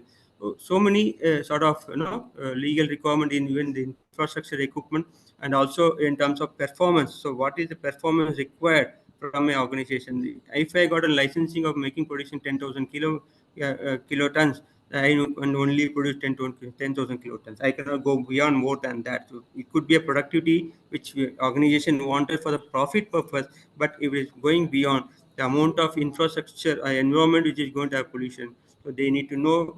Many organizations go for bottlenecking, but even that bottlenecking, they should know whether I need to further have any kind of an approval from the rigor authority, so that where I got certain production levels for me, and production levels are getting increased. Yes, of course, demands are more, customers are asking more, I need to produce more, but my limitation of level, I can only produce this much. That organization need to understand. But always welcome, they can increase the production, but at the same time they should know again what sort of other concerns I need to, so that I am going to utilize the environment and in terms of natural resources, and those natural resources should not get polluted. So in that way, what I need to do, this also has to be known under the performance indices. They should also bring in the kind of requirement as a part of understanding. Mr. Nagarajan, sorry to interrupt you, Yeah. intervene you. We are just running out of time. Yeah, I'm Maybe just we finished. can wrap up within next couple of minutes. Yeah, 2 minutes. Yeah, I'll finish off. Yeah. Okay. So this is what the which I would like to put on, and there are certain bit of standards in terms. Many organizations you may be knowing about it. Uh, uh, these are the some of the act and rule specifically when an organization to be set up. The first is the Establishment Act. Then, if it is going to be a factory, the Factory Act and rules and requirement, and the regulatory bodies are coming to picture primarily on the air, water, pollution prevention control, and the through the Environmental Protection Act. So what and all they need to understand in terms of air and water. So the organization needs to look out on the air and water requirement to get a consent established, so that the organization is established. When they started their production, they should go for consent to operate. So with the national level pollution control board or central pollution control board, through the central pollution control board, the state level pollution control board are being controlled, and everybody is part of Ministry of Environment, Forest, Climate Change, and also the regulatory in terms of their hazardous waste and hazardous and other transboundary waste which has been generated. They should be given an authorization along with the manufacturing process. Any kind of waste is generated without authorization, waste should not go out. That is the meaning of that one. These are the major prime 4 or 5 legal requirements, and other requirements depending on the industry size and complexity. These requirements may vary, but every industry, the municipality solid waste management rule are applicable. They should know there is a requirement now. Many industries are still do not know this concept of municipality waste management. This is also a kind of a rule that when any consent is given, it is zero let out, means zero let out of even solid waste is also to be considered, which is what Municipality Waste Management Act is all about. And at the same time, establishment means it's registration license, and maybe if it is institution, it is accreditation or affiliation. If it is MSME, it is Udayam, Udyam Aadhar. And in terms of hazard, and all these industries have to be fulfilling the requirement of hazardous and other transboundary waste requirement. Even 5 kg of waste is generated, that generated waste should not go out without authorization. And in terms of industries, there are certain bit of trade unions are there, employment labor laws are there, financial laws are there, corporate governance. If it is a product related, the BA standard is there, ISO, IEC standards are there, UN standards are there, certification CE markings are there, ROHS, REACH is a product related legal requirement, and those are governed with the regulatory bodies in India, so primarily the CPCB and the MOFCC. And also in terms of when the factories are within that, there is a limitation that the district fire and security rescue teams, NOC is also needed. And predominantly, the National Green Tribunal is the overall regulatory control authorities where anybody can directly go and register their complaints. And consumer forums also there, municipality corporations also. These are all the, and the Electrical Act rule, means in terms of electrical rule, Indian electrical rule. These are all the regulatory bodies as of now with respect to governing the legal and other requirements within the industry in India. At the same time, many industries generically they do measures of ambient air quality and water level or quality of raw water, treated water, and RO water. They also verify the emission going out of chimney and stack. They also verify in terms of vehicle POC and volatile content and pressure vessel requirement. But however, what is the use of that? They measure it, but it needs to be evaluated. So So many a time it is not getting properly evaluated. They only measure. You can see the effect of that is almost 20% of annual registered deaths just in terms of respiratory issues. There are about 40% of preschool students having chronic lung diseases. When ozone depletion, the immune systems, and now the climate change, 1.5-degree increase, as everybody is talking about under the climate change requirement. There are certain bit of acid rain. 80% of deaths due to air pollution. So many industries, they say they are measuring the factor, but in terms of controlling, in terms of understanding their legal requirement of to comply, still these are the effect of such that organizations are having data, organizations are having test report, tested report, all fine, but whether it has been evaluated or not, no. Means specifically, this is the one of the greatest sign we are all been looking in terms of today's scenario of global warming. Everybody is very much this year would have been faced that and then have also experienced under the climate change. So which in terms of temperatures are more and more rising every day and day. So this is all because of many other factors, but under terms of environment aspect and its impact. And many industries are looking at when you stack this emission is verified, they said yes, it has been recorded. This is the record of stack emissions. But however, this leads to air pollution. What is the impact of that? Whether it is evaluated or not, it is not really known to many of the industries. That we need to know that it not only collect the sample and take the report, it needs to be looked around what is my level of in terms of an SPM and RSPM level, SPM of 10 and RSPM of 2.5 in terms of SOx and NOx, in terms of carbon monoxide and carbon dioxide, and in terms of the sulfur and sulfur oxide. So how much of my emission, whether this is going to have any impact, they should know. It is not only to take the sample and take the report. So they need to know. But at the same time, water pollution, many areas we are seeing a lot of water pollution. They say that water being tested, but it's only under the test report. When the sort of almost 400 different varieties of chemical within the water, whether that is being any kind of pollution to the water, nobody is really taking at that. We need to look out as a part of our consulting. We need to give to the client that you, when you take the sample and when you test it in the laboratory, please evaluate this report when the laboratory give it to you, so that what sort of thing which is coming out of my industry I should know, then I should take a kind of a control measure to see that these things are coming down. And in also in terms of within their boundary, they say within my boundary, but still that land, whatever the oil or any kind of spillage is going to be seepage, is going to go and collectively in terms of making in terms of contamination of the groundwater level. So this is also organization needs to know what is my amount of spillages and leakages I need to control, and so that water land is pollution is controlled. At the same time, similar to that, the plastic waste management, the plastics which we dispose of from the industry, that also needs to be controlled and counted for, and see that this is all going for recycling. And noise pollution, of course, they say that the noise levels have been measured, but if you look out on 3-4 years of value, that noise has come increased from 60 to 90. So they say it is within 90, but noise has come from 60 to 90. How it came, what happened within. So it is not only to measure the 90 decibel of noise level, but if you look at the evaluation of last 4 years, my noise level has slowly has got improved and increased, which is going to further have impact. So this is the evaluation. So many of the organization are need to consider these things as not only to measure, they need to also look on in terms of improving the compliance mechanism through evaluation. So they need to evaluate and bring out a kind of control which will have a benefit to the environment and reduce the risk in terms of wastages, in terms of the occupational health management of the people also. Market advantage is also there with respect to the environmental labeling, so that many people looking that it's a green produce product means the advantages for them also. And liability, predominantly legal, if it is not complied, they are liable for the purpose of the punishment they have to look out for. And at the same time, it is also promoting an awareness within the industry, within the people, within the community. This is what my this thing I wanted to share it to you all. And any other kind of questions or anything you wanted, I'm here. I'm happy to answer your questions. Thank you very much. Thanks for your participation. Thanks for your patience and listening. This is all which I Thank you, wanted to. Nagarajan. Thank you. Thank you. There is no time now for the question answer, so I'll request all the participants to post their questions in the Q&A session. That will be answered separately by the speakers, respective speakers. Thank you. So for the next session, I will hand over to Mr. Ankit Patel. So Ankit, you can take over for the next as a host for the next remaining sessions. Thank you, Suhasji, and good afternoon to all participants.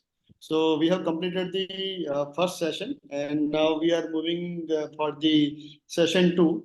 And in session 2, we have basically two sub-sessions. First is for the ABs and IBs, and the second is for the laboratory accreditation. So firstly, we will start with the first session of the second category. So the topic is harmony of multiple ABs operating parallelly in one common marketplace or in one economy.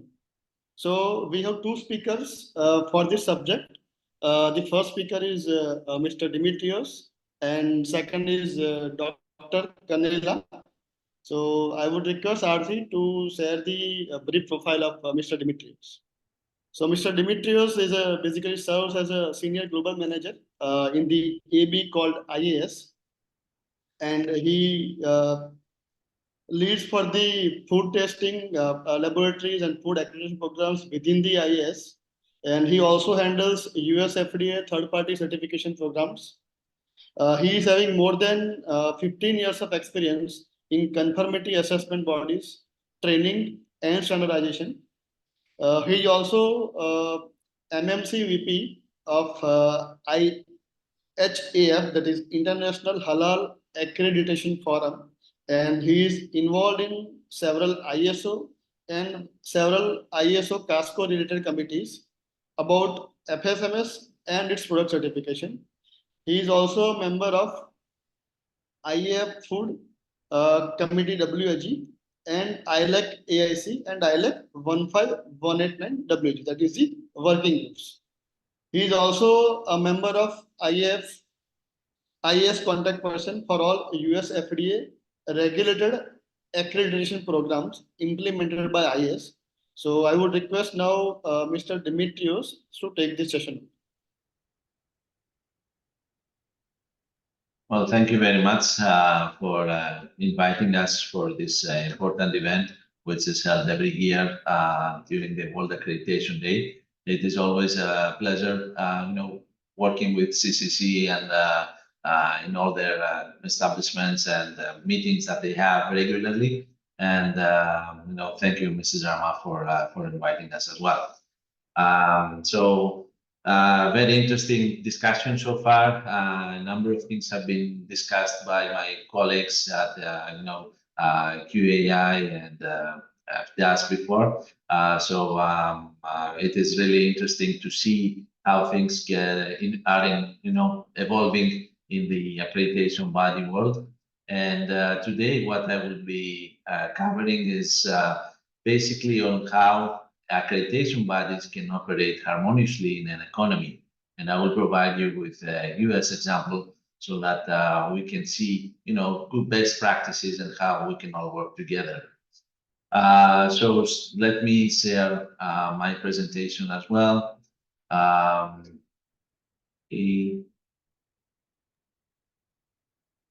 I'll make it full screen. I hope you can see that. So basically, a few things about IAS. We have been in the industry for almost 50 years now. So since 1975, next year we will be celebrating our 50 years of operation. We have been signatories of ILAC and IEF, and of course APAC for a long time. We have more than 20 accreditation programs, and we are operating in more than 60 countries worldwide. And that which gives us a true, our name as International Accreditation Body. We truly value on that, and we, we work internationally in many economies, including India. And I'm really glad that I see some colleagues of mine in India growing and leading by example. So basically, I would like to bring forward the definition of accreditation so that we all understand where we come from and what we want to achieve. So accreditation is an attestation by an accreditation body conveying formal recognition that the conformity assessment body is competent to carry out a specific conformity assessment activity. So in other words, it ensures that those who perform testing, certification, and inspection are qualified to do so based on international requirements. Accreditation plays a crucial role in building trust and recognition for products, services, systems, and individuals. This is an important message that we all need to understand, because as accreditation bodies, we all need to remember from time to time what is our goal. And as peers from around the world, we all share the same values and goal. So having multiple accreditation bodies in one country has many benefits. In an economy such as in the United States, it offers significant advantages. First and foremost, it fosters competition, driving its body to uphold the highest standards of integrity and technical competence. When accreditation bodies strive for excellence, organizations receiving these assessments can also expect more rigorous and reliable evaluations. Also, having multiple accreditation bodies enhances flexibility and accessibility. Businesses and organizations can choose among various bodies depending on their specific needs and the nature of their services. This choice allows for a more tailored approach to accreditation, ensuring that diverse industries and sectors receive appropriate and relevant conformity assessment. So, given the discussion that was there before, I would encourage, everybody in the accreditation body world now, that also in India, where things are opening up with some other private accreditation bodies operating, also not to limit the language to Indian private accreditation bodies, because there, then you also provide your own limitations within the countries. Let's just talk about accreditation bodies in general and not just limit about national or private Indian accreditation bodies, because then we are losing all the benefits that we can have by working all together. Another thing is about the fair competition. And in US, under the Antitrust Act, accreditation bodies should not collude, but should compete in marketplace fairly and transparently. Harmoniously also includes respecting the fair and open market conditions, including by governmental bodies. So that is the framework where we have to work in the US. Government and regulators also should equally recognize all accreditation bodies as equivalent once they are all signatories to MRA and MLAs. And that is something that, as many people also mentioned before, this is discussion with the regulators in every country that we have to do. And of course, it takes time and effort and to reach to that status. But what is the EIF and ILAC MLA? I saw some questions in the audience that, they need some more technical things and the understanding of what we are discussing. So the purpose of the MLA is to ensure the mutual recognition of accredited certification and validation verification between signatories to the MLA, and subsequently acceptance of accredited certification, validation, and verification in many markets based on one accreditation. Customers, which are the conformity assessment bodies, meaning laboratories, inspection agencies, certification bodies, and also verification validation bodies nowadays, can choose any accreditation body for a variety of reasons. First, maybe because of the service quality. They may understand that they could be serviced better using another accreditation body. It could be the costs. It could be the lack of cooperation by an accreditation body on critical matters, and also on timely fashion. We have encountered many cases where there was a delay by an accreditation body in response and in accepting an application or even responding to emails. So, all conformity assessment bodies are professionals that need to do business, and we have to respect that. And sometimes responding in a timely fashion is important for them. Also, some arbitrary rules which some accreditation bodies may impose in the market. Lack of transparency would be the lack of transparency in the fees, would be in the process, would be in choosing the right assessors, could be anything. Also, assessment practices are not up to customers' expectation, keeping in view the minimum requirements that are set, by APAC, ILAC, IAF. And we should make sure that, we are meeting the customer requirements as accreditation bodies, but keeping the minimum requirements of at least the minimum requirements, I would say, of accreditation rules, based on also all those international, documents that we have all prepared commonly. When there is a conformity assessment body applying to an accreditation body, each accreditation body undertakes a risk assessment and does its own due diligence before taking on any such customers. Also, if there has not been enough disclosure of any suspensions or bad faith practice by any conformity assessment body, those will be in the public domain soon after, and the accredited conformity assessment body will be suspended and or cancelled. As IAS, we do have also questions during the application process, asking the conformity assessment body if they have any previous cancellations or suspensions, and if they had one, what was the reason, so that we can understand what is going on, and if we do our due diligence and risk assessment based on the information that we have from the market as well. In America, we have a principle called innocent until proven guilty, and unlike in many legal areas and arenas in different countries, that principle holds dear for conformity assessment bodies who may have been suspended, and there may be justifiable dispute in those rare instances where a card has moved to another AB. A customer also has a choice that they may be out of business due to any arbitrary decision. So we all have to discuss about these issues openly and in any fairness to accreditation procedures, and then move on to the next steps of accreditation process. All such conformity assessment bodies have to be carefully reviewed, and we have to consider that we cannot just deny an applicant conformity assessment body based on no information, because we have to consider that we may be liable for a legal suit by them. So we have to treat every possible client and every applicant as someone who we need to get information from this organization. We need to get information from any previous accreditation body they may have, they may have been accredited by or by the market, and we do that risk assessment for every customer that comes in our way. But we have to respond. Okay, so we cannot just close our eyes or look at a different side and say that we cannot accept your application because of hearsay.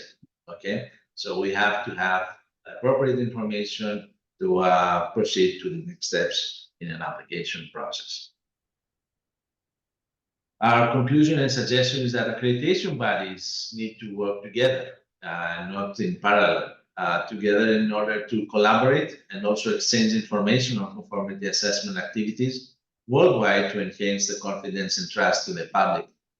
It's like similar to what IAF has done with the IAF search, whereas the public database and exchange of information regarding the certificates. Why not having similar way of exchanging information, even internally through the accreditation body network, through ILAC and IAF? We need to understand that accreditation bodies are peer organizations with the same goals and same vision, and we should not struggle in any conflicts and any discussions that are not to be discussed among peers. As a famous, let's say, entrepreneur and visionist in the US, Henry Ford, coming together is a beginning, keeping together is a progress, and working together is success. So that is all I have to say about this topic. And if you have any questions, feel free to reach out to us. We'll be happy to discuss it further. Thank you very much, and I hope we have a wonderful World Accreditation Day. Thank you.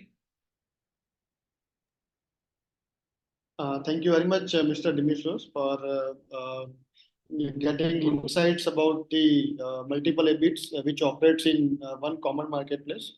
So there are benefits, there are also risks, and there are also opportunities. So we could learn many things from your session. Now we will go ahead with the next speaker with Dr. Kanela. So question and answer, we will keep this after the session of Dr. Kanela at the end of the day. So I would request Aarti to share the profile of Dr. Kanela.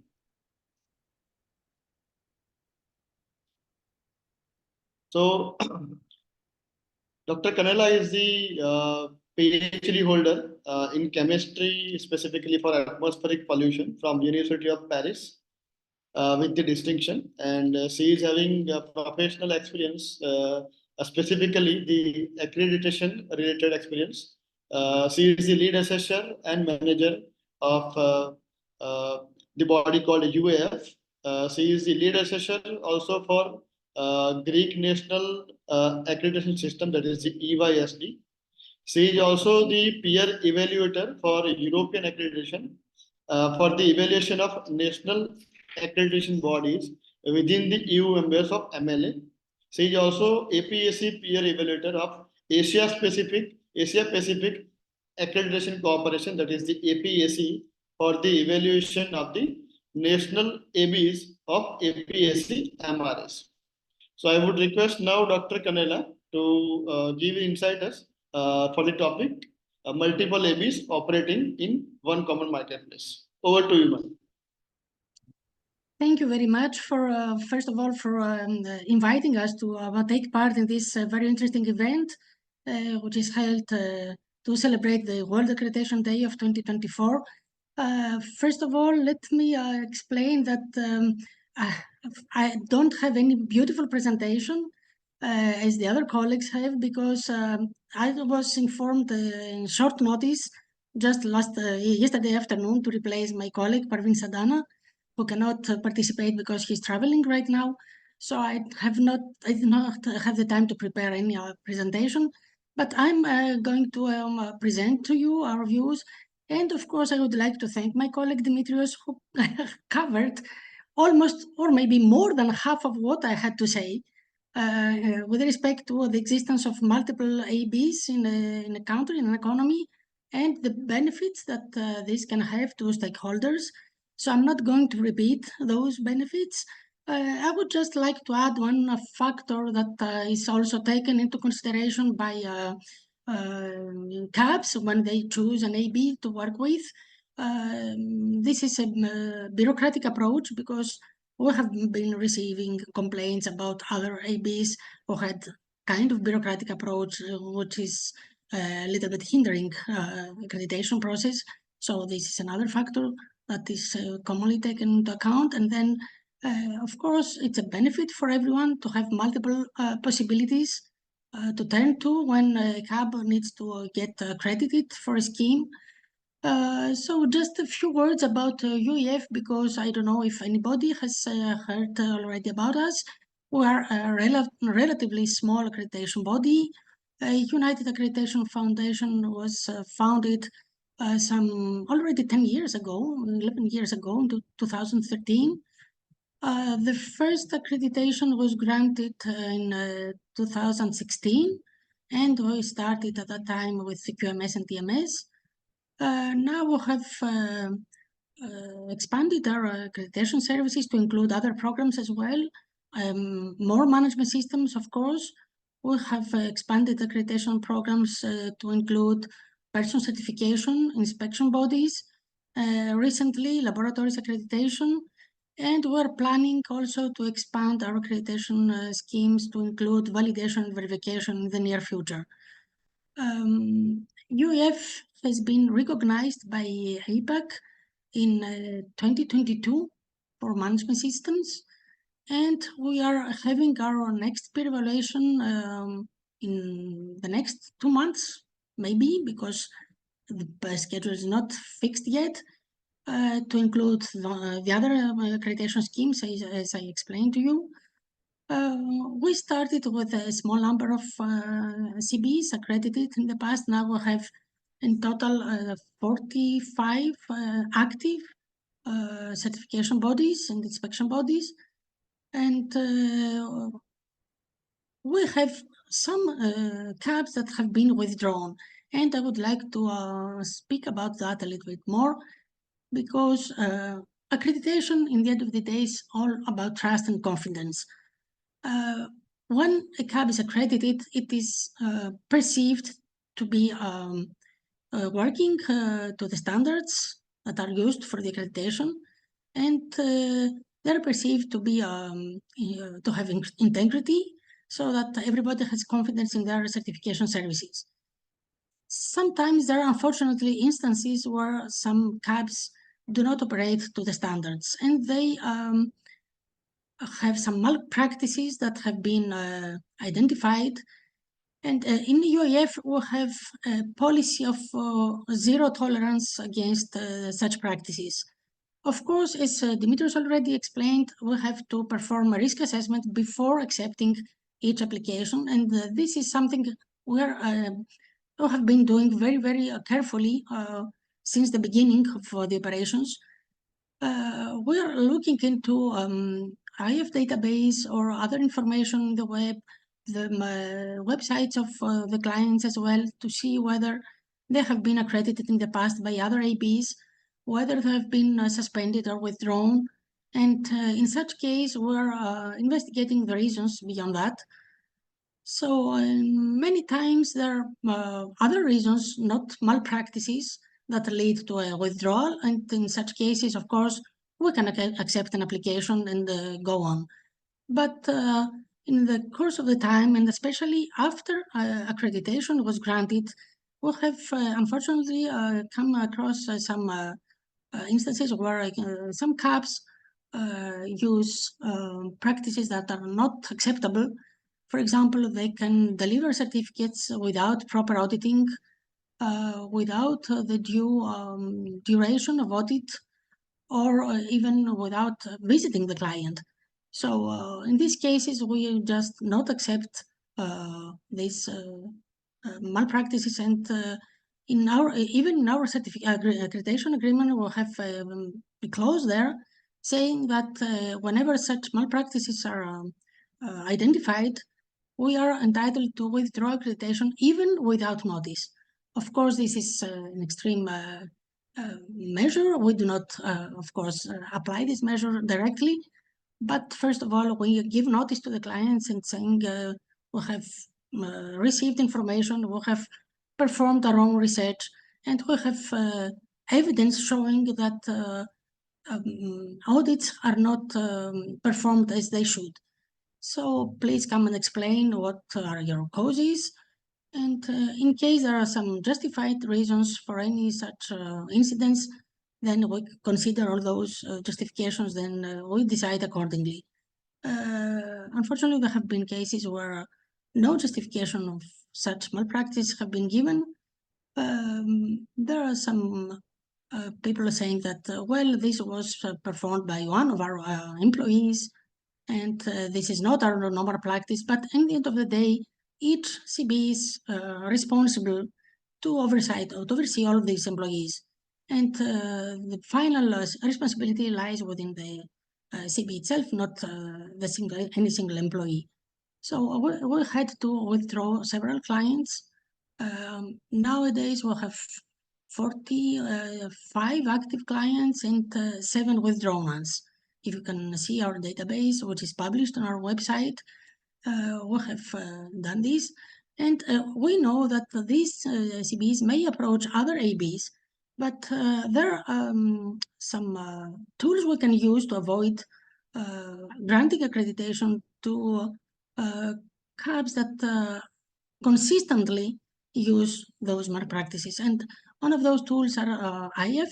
because whenever withdrawal takes place, we have, as an AB, we have to inform IF, of course, after final decision in case of an appeal. If there is an appeal against the decision to withdraw accreditation, we have to examine the appeal justifications provided by the client, and in case we have a final withdrawal decision, then we have to inform IAF, and IAF on their turn, they have to inform all ABs about this withdrawal status of this particular CB.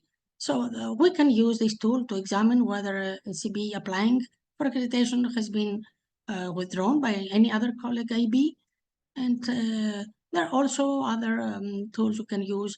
Nowadays, there is, of course, IFRS Search to look into potentially withdrawn certificates by any ABs that have, any CBs that have been withdrawn by their corresponding ABs.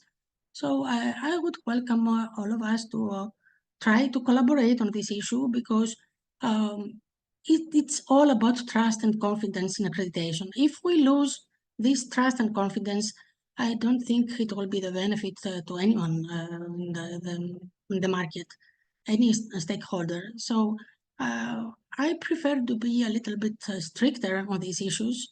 Of course, abiding by the laws and by transparency laws, and in US, as Dimitrios explained, we have to prove that somebody is guilty before we can reject any application.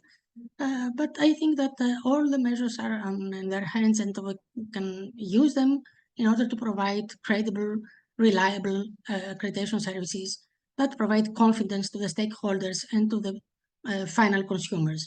So this is all about accreditation. It has to deliver trust and confidence to the end users and to the market in general.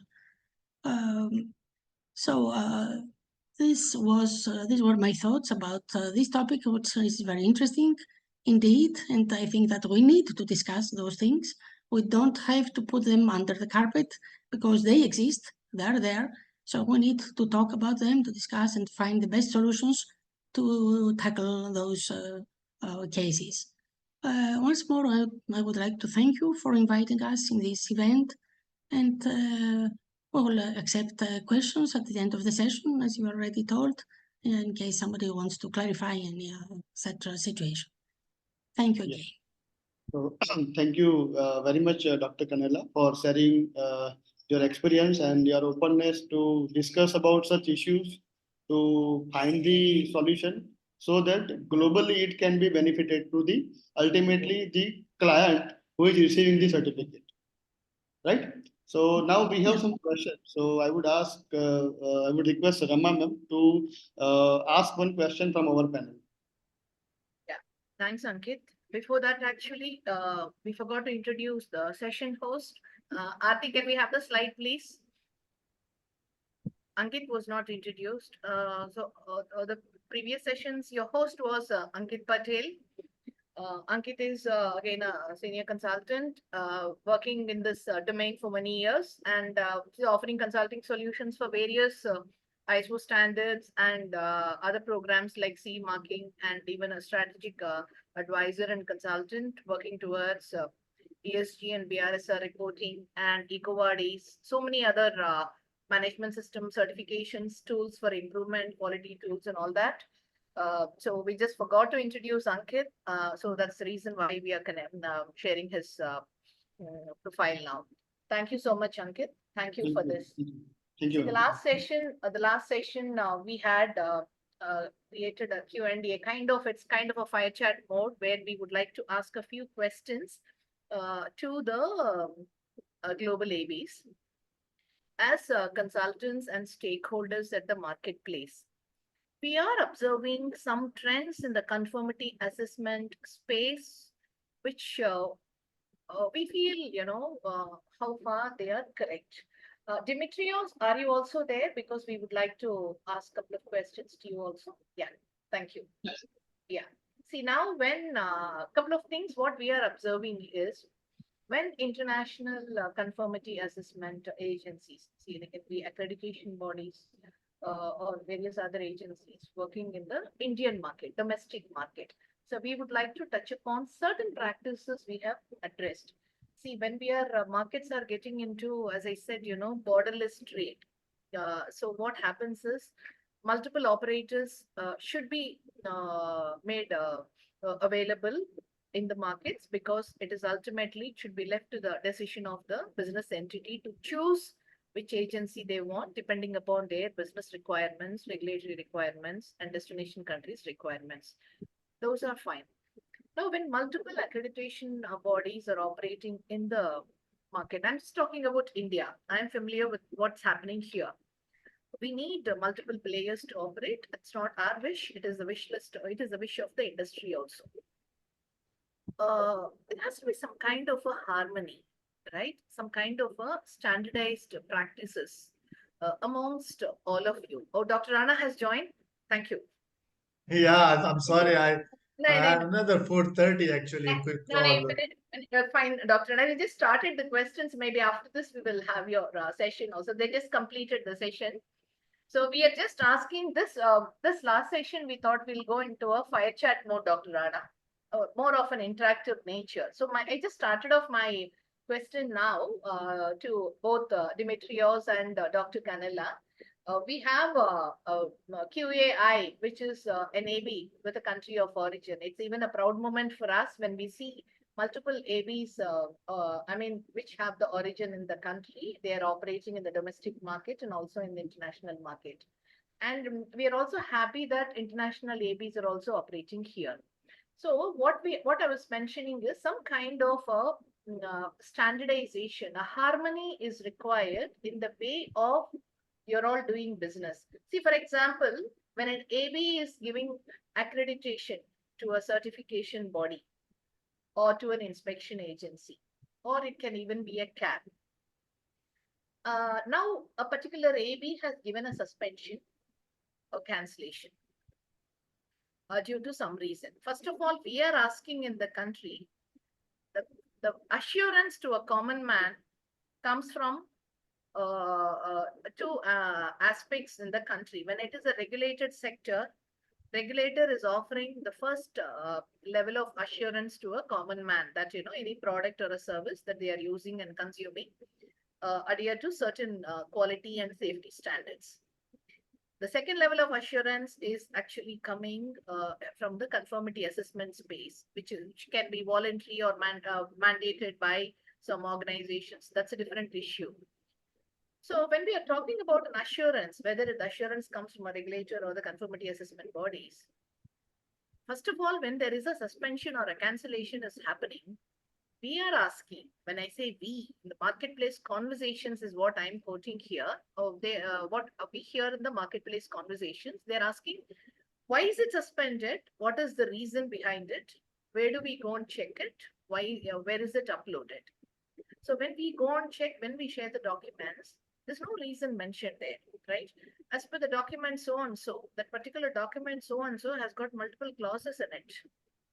In a simple language, you communicate, yes, something is not all right. This is a violation. We have suspensions and cancellations doesn't mean that the business is bad. It's part and parcel of a business. Sometimes the severity may be very high, it can be less. Okay, sometimes it is like a punishment also, right? That's all it is. That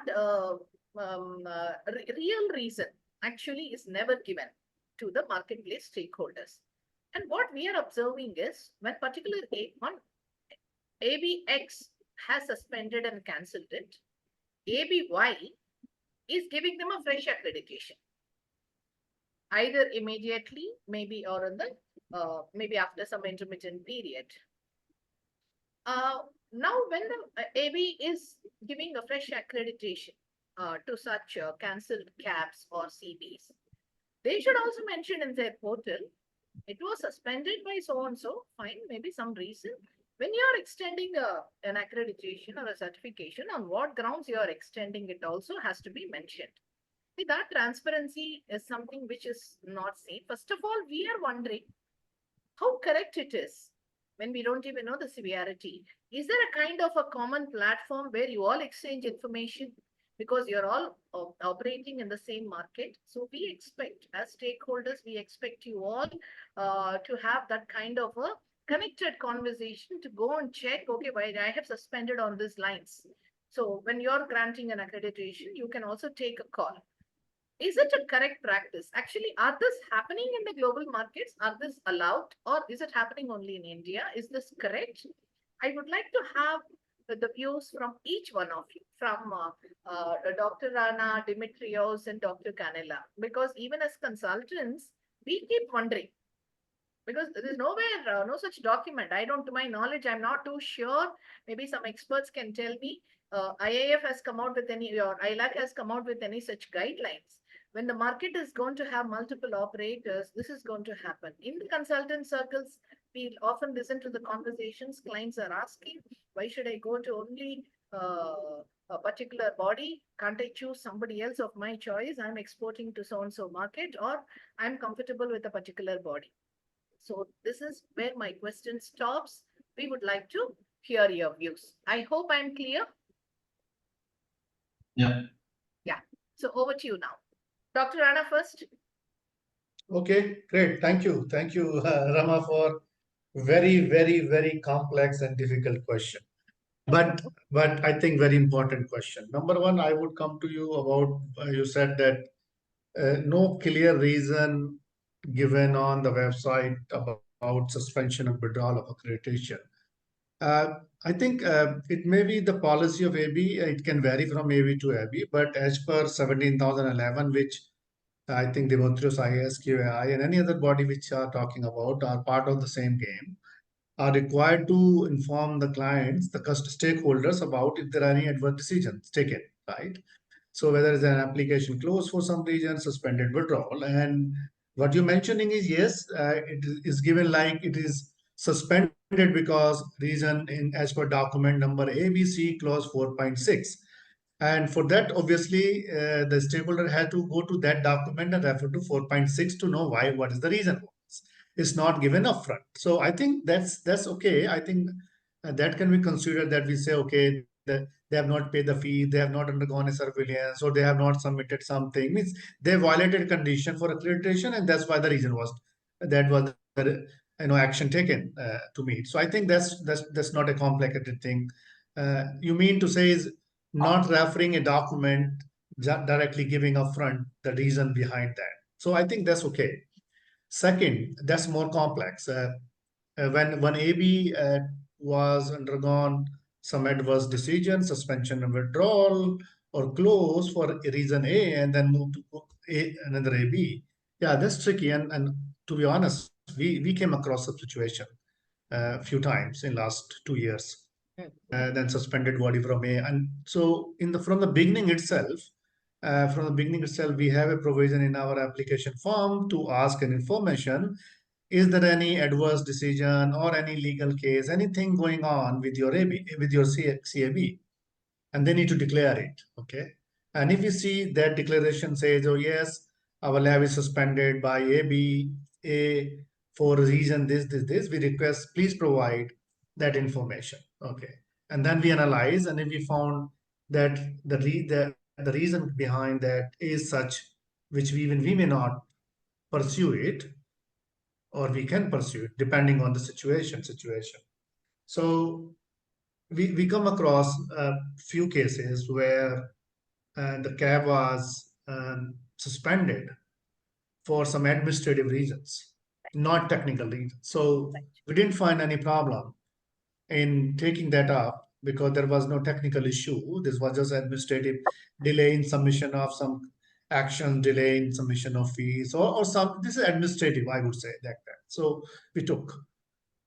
In few cases, we found some technical issues, and we say no till you fix that. And in fact, we ourselves has taken 2 or 3 in less than 40 labs which we had. We took 2 or 3 adverse decisions at the application stage itself that we didn't pursue for the final stage of recommendation because there was something wrong in the beginning itself. So we did close the application, and in fact one we debar also for a couple of months. The problem with is we as and CAB both are facing is in some cases the cab is not what to say is not willing to disclose the reason or not giving the right reason for that. And when we ask that why you are not sharing, they say we are bound by confidentiality declaration with ABA. We cannot give you the reason, and we cannot share any communication given by ABA. When ABA bound some CAF with that condition, they won't share and we won't know what's going on. And so we have to take our own decision. We don't know what's going on, whether it's administrative or technical. So we have to take it as a face value that everything is okay. We will get things evaluated, obviously, as a normal case. And if there is something missing, obviously, we will not be granting accreditation. That's for sure. Okay. Means moving one from other does not mean they will get away with accreditation like this. It's not possible. I can say that it's not possible. Particularly any ILAC Amare or APEC Amare body is not possible. So that's something is something. So what you mentioned, and I think Dimitrios, I request Dimitrios share a copy of presentation with me if possible, because I could not make the entire presentation. Very good presentation, the topic I could understand how the harmonization amongst the AV does. And that's the whole purpose of MRAs, whether it's within or outside country. You know, how the AVs cooperate with each other. If somebody is, see the choice of the cab where to go. And if cab is willing to go from A to B or B to C to D, why not we share information and make a judgment or decision which is collaborative, you know. It's not about forcing someone to join somebody else. That's not the case, right? There are cabs who have multiple accreditation, and that too when they don't have any problem with ABA. Everything is okay, but still they prefer to go to B or C. That may be their own choice, there may be own business case, or whatever it is. So I think if, and that's how, in fact, just to, before I hand over to Dimitrios, one example, even somebody asked, if I am already accredited by ABA, would you accredit us without conducting assessment? Yes. I say, yes, I would. That's an MRA obligation, but I would need a copy of the last assessment report, because decision making cannot be outsourced as per 17,011. Anything else can be outsourced, but the decision making has to be done by ourselves. And that should be based on some grounds. We can't just take the ground that you are accredited so we can continue. We have to have some document in our custody that yes, this is the assessment report by AB this from the last, and we review it. Maybe certain things, certain policy might be different for us from that AB, which we may ask the lab to fulfill and comply before we make decision. It can be any additional policy. Okay, so once that is done, we would be happy to grant accreditation without even, if everything is covered, without assessment. But we need to have a copy of that. So if that does not exist, we can't make any decision in that case. So I think these are the issues, and I think these should be emerging issues, I think, in time to come as well. Dimitrios have experience, because in US there are multiple bodies from many years, and they are really working very well. And that's an example of the other hand, how multiple ABs work and sustain compared to another part of the world where a single ABs and they no problem, they are working like they are their own so far. And there is a mix of things. So I think there are some tricky situations, but what I want to conclude with is that as an accreditation body, particularly whether it's part of MRA or not, in principle, but obviously when it's part of MRA, we won't compromise. And I won't think any AB would compromise on basic philosophy of granting accreditation for that matter. Thank you. Before I just move to Dimitrios, I just wanted to again raise this issue. AB to AB, yes, you may have your comfort level. That's a different issue. But as stakeholders, none of us know the reason. The communication is only between the AB and the customer. In the public domain, the services of sort. See, you're accrediting a cab, but the cabs, their services are actually used by multiple other stakeholders. They themselves would like to know the reason. So no cab will tell their customers, why did we lose our accreditation? So somewhere when you make your reasons for suspensions and cancellations, you need to see whether we don't even know whether it's administrative, technical, whether how severe it is. So whom are we trying to protect at the end of the day? See, your assurance is to the consumer. Your assurance is not to the cab. Though you're giving a certificate, your real assurance goes to the common man. So there is a gap there, and and I also will touch upon this thing about certain things like cool off periods before, if you're going to grant. Giving parallel accreditations when all is well is fine, but I'm talking about cancellations and suspensions here. That is a real issue. The second thing is multiple operators are there in the same market who are all ILAC MREAs. Then ILAC has to come out with some kind of a guidelines and document to bring this kind of a standardization. That is very, very critical. They can, because you're all their members, right? So if you're all operating in India, we are looking at multiple players. Market should have access. Somebody, Mr. Tiwari beautifully said, 3 lakh slabs in the country. What are we talking about? We have hardly accredited 10,000. And how do you bring that culture that, so there's a lot many issues we need to address strategically also. That is the reason. Now over to same questions, Dimitrios, over to you, and we would like to have your views because you're also operating in India. Yes. Yeah. So basically, as Dr. Anna well said, there are many reasons why CAP has been suspended or cancelled with the previous accreditation body. So as I mentioned also in my presentation, we need to make a deep dive into the regions. And first of all, understand why there was a cancellation or suspension. It could be something simple as non-payment of fees. It could be something else like negative outcome of the complaint investigation or non-resolution of findings. Or it could be something worse, like fraudulent activity. Okay, so we have to find out what was the issue and understand what has been done since then. Because we have, as I said, to give the area to the conformity assessment body to defend themselves and state what has happened. As accreditation bodies, we need to work together, as I said, so that we can discuss about those issues and identify through an investigation what has happened. So as you well said, Mrs. Rama, is that the public or the stakeholders may not be aware of the exact reasons in that sense. We, of course, however, have a list of suspended and let's say cancelled accreditations offered. But on the international level, there is now a new, let's say, effort that has been made to harmonize also the sanctions for CAPs. And there was recently a document introduced which under IAF, which is the IAF MD7, which is about harmonization of sanctions between ABs and for the cancelled or suspended CBs. And that is when dealing with fraudulent behavior as well. So one of those items that is mentioned in that document is that from February this year, when there is a cancellation or a suspension due to a very serious case, we all need to inform IAF, especially under IAF schemes, of course. And there has to be a communication by IAF to all their members about this suspension or cancellation. Again, it's not an easy thing. I mean, the market has its way of dealing with,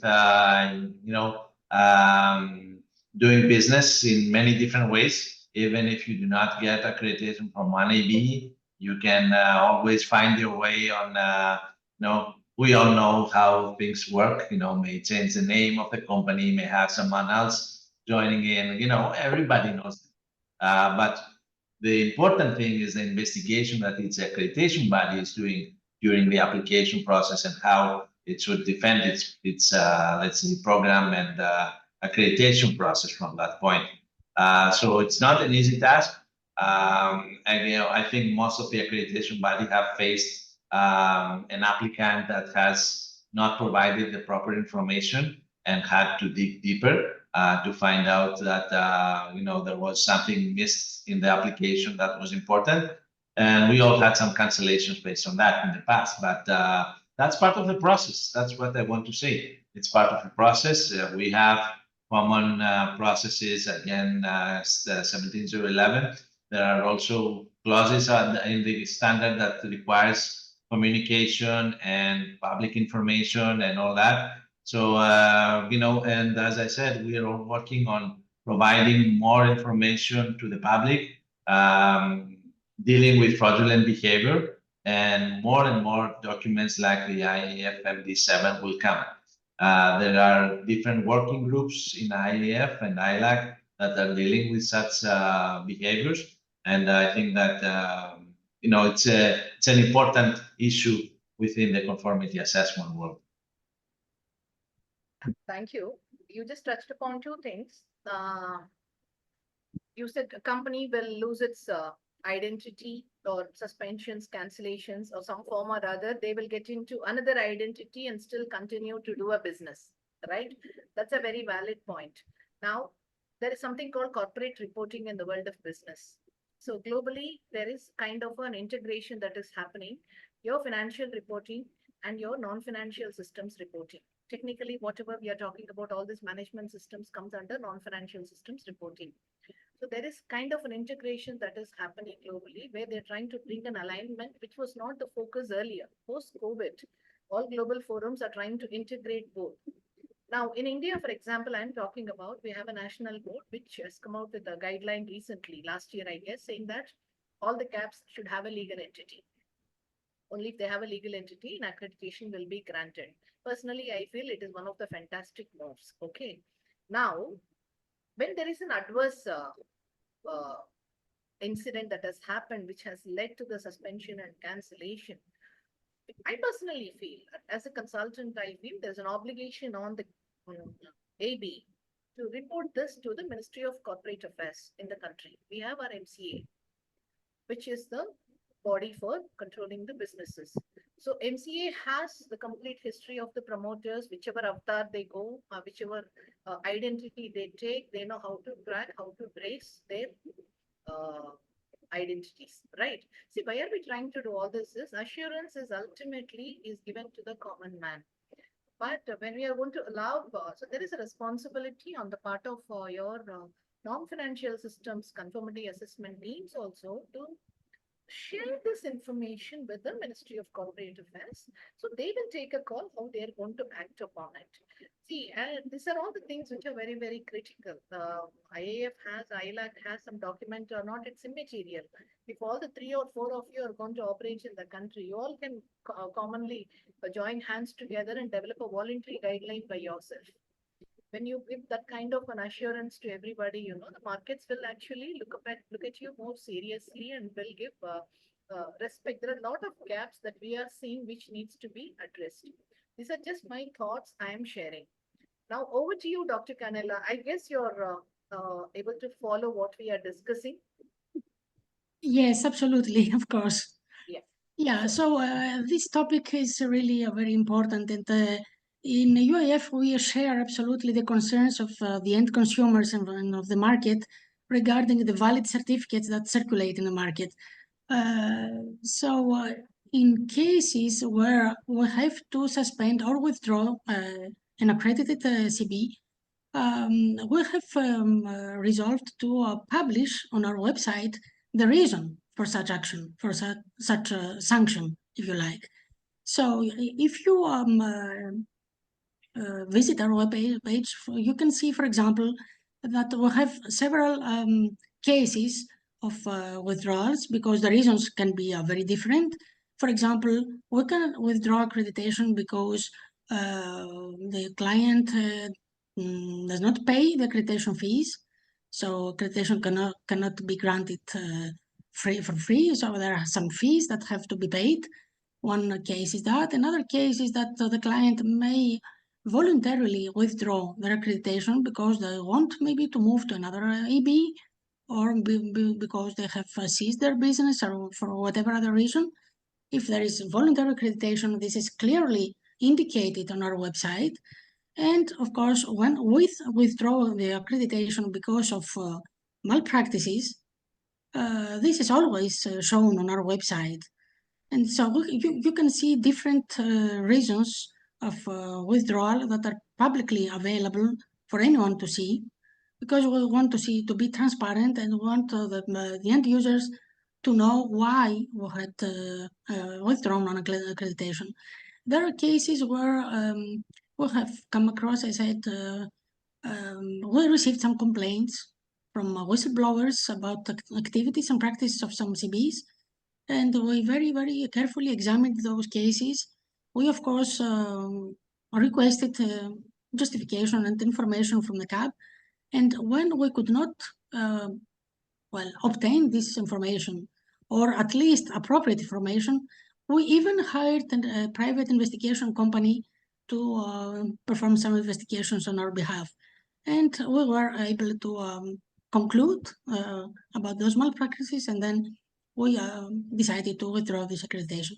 But all these reasons are clearly written on our website, although we are not obliged by IF documents to write the reason behind, just to publish the list of withdrawn clients.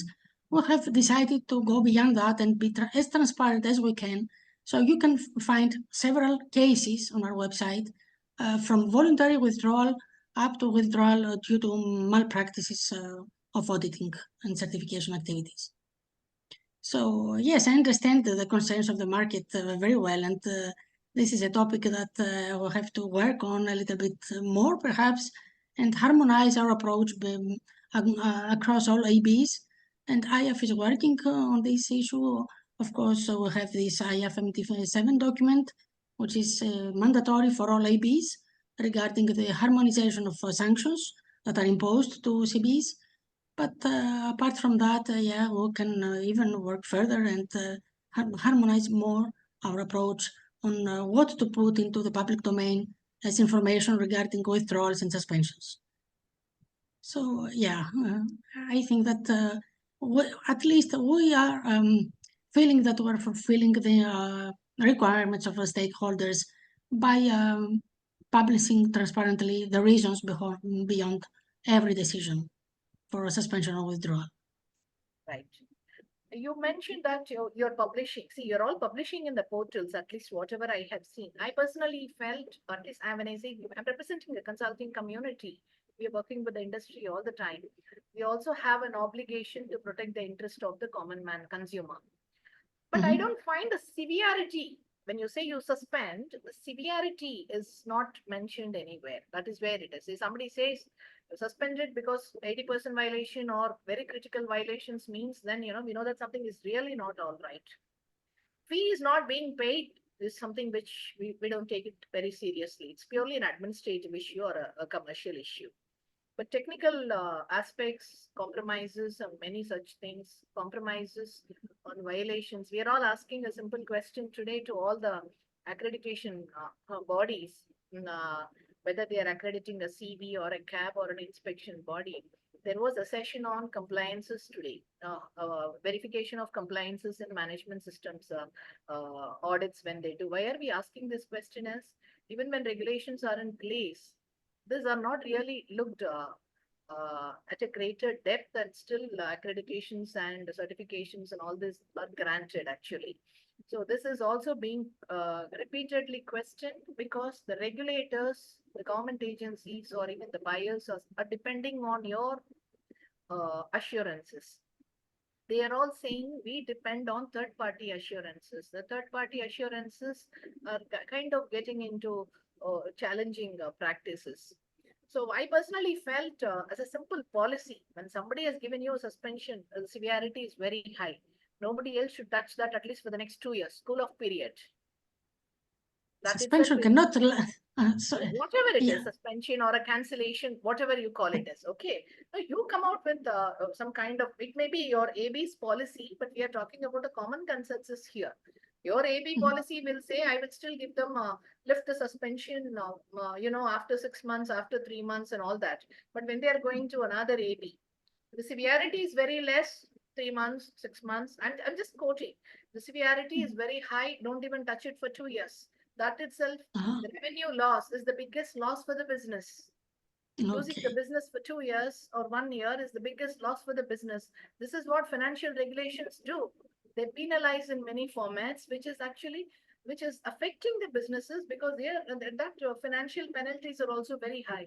Losing a revenue for 1 year or whatever it is, because they don't have an accreditation is going to pinch them very hard. We are all trying to look at the responsible accreditation practices. It's not that A is right, B is right, C is right. So we should look at some cool-off periods and how do you give that assurance to the regulators and all of them. Voluntary reporting, no regulator need to come and ask you, okay, but if you're operating in the country, if you're operating in regulated sectors, if the industry is seeking your this thing, if you have found certain abnormalities, you have the freedom and liberty of writing to our regulators saying that, these are all the issues that you're finding with the business entities in India. So the calibration will happen only that way, because otherwise, this confusion will continue to be there, and all these issues will keep cropping up. There are not many questions like this are being thrown at the market space actually, because assurances again, as I said, your assurances they are taken at a face value by so many stakeholders. So simple things. We would like to see some cool-off periods. We would like to see some severe cases not being given accreditations. So I still wonder why ILAC, when they are giving so many market access to so many of you operating, they should voluntarily create a document, kind of a standardization, the do's and don'ts from them, so that you all can go by that. This is what I just wanted to ask. I just wanted to leave these questions to you so that you can actually think about it. You can see that whether all these things can be addressed, some kind of a reporting system from the ABs also like this should go to the governments, to the respective ministries and regulators in the country, saying that, collectively you can share your experiences, nothing wrong. And they will also get to know from different perspectives and from various stakeholders. Not everybody today, marketplace is simply asking, we have multiple players, we can choose anybody. So that's the way of doing business. That is how it should be. But some standardization is needed in the CB space. Also, it's actually a lot of challenges, and caps it's a vast market, so something is needed. This is what I just wanted to ask from my side. Thank you so much for your responses. Maybe you all can join hands together, come up with some voluntary framework or a guideline which will really offer some assurance to the industry. You're not competing with each other. You're going to complement each other. And Absolutely. Market place at the end of the day. I'll tell you simple things.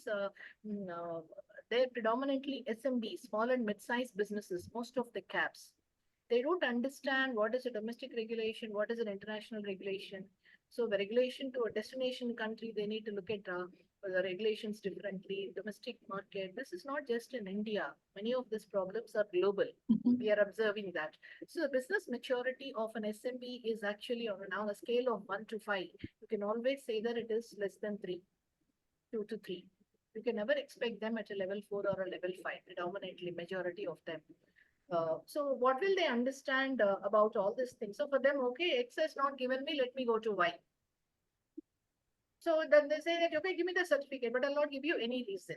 That is why when you have some kind of a voluntary arrangement amongst you to discuss openly and see, you're going to actually give that real assurance to many stakeholders in the marketplace. That's all from my side, nothing else. And maybe some questions are there in the chat box. We can address it. Dr. Rana, we thought instead of a speaker mode, we thought an interactive mode is better. Yeah, that's fine. But I tried to respond to 3 questions posted in that, so already did. You already done. So maybe you can just, any questions are there? Anybody else want to ask any questions? Q&A also, there are a couple of questions. Ankit, you can take it forward. Yeah. I have a couple of questions to the panelists. Please. If the time permits, I will ask. The first is, this is from the client perspective. On what this is specifically when, as a consultant, when we approach the client at the time of the selection of the CBs, the question of the combination of the CB and AB comes. So client asks, what are the differences with this AB and that AB? Okay, CB, they are at the front end. But when they ask what are the differences with the AB1 and AB2, at that point, what should be the criteria for selecting the first AB and then CB? Demetrius and Dr. Canella, you both can share your views and opinion. So the question is, what are the criteria for a CB to select an AB? No, not what are the criteria for an end client to whom the end certification is going on for the any management system standards. So for a client, suppose he has to select between ABA and ABB CB. Then whether ABA to be selected or ABB to be selected, what should be the criteria? Is it only the reputation or it is only the name? Well, it may be the reputation, it may be the flexibility, it may be the response time, maybe the fees. There are a number of factors to take into consideration when a CAP selects an AB to apply for accreditation. So it depends on the CAP each time. What are the factors that are most important to them to take into consideration in order to apply for an AB?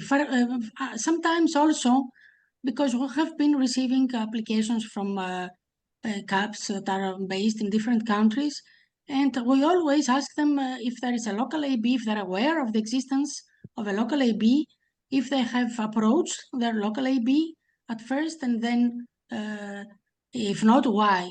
And the answer most of the times is that they want accreditation that covers a wider region worldwide, and their local AB, they feel that it covers business only locally. This is one of the main reasons we see written in their applications. So there are certain factors to take into consideration. It depends on how each CB feels about their business. And I'll speak with the specific example. Suppose there is a client XYZ, and that client XYZ needs to select the CB, certification body. At that time, CB, not an AB. Yeah, but okay. That CB selection also depends upon the which AB has accredited that CB. Okay. So the client prefers that wherever his business is going, especially in the export, if he is doing some lot of business in the US, then maybe he will prefer the ANA-based CB, or maybe he will prefer, if he's doing in the European countries, maybe he will prefer the ABs which are having prevalence in the European countries, like UCAS or something like that. So is that factor correct, or because that's where a lot of things are happening? One of the main reasons for selecting a CB accredited by a certain AB is the business of the client, the organization, whether they want to export, for example, their products in the European market. It's better, of course, to select an accreditation body that is recognized by the European accreditation. And well, I mean, it's more easy to select the European AB in order to be able to sell their products in the European market, because this is a very regulated area there. If they want to export their products in the United States, they may select an American AB accrediting this particular CB. So there are certain reasons behind the selection each time of accredited CBs and ABs accordingly. As a consultant, I always feel that is not the right way, because when you have the IF in place where MRI is there, then irrespective of the which AB is the prevalent in that particular geography, that should not be the thing that should emphasize the client to select the CB. Are there any efforts going on from the as a AB to remove this biasing?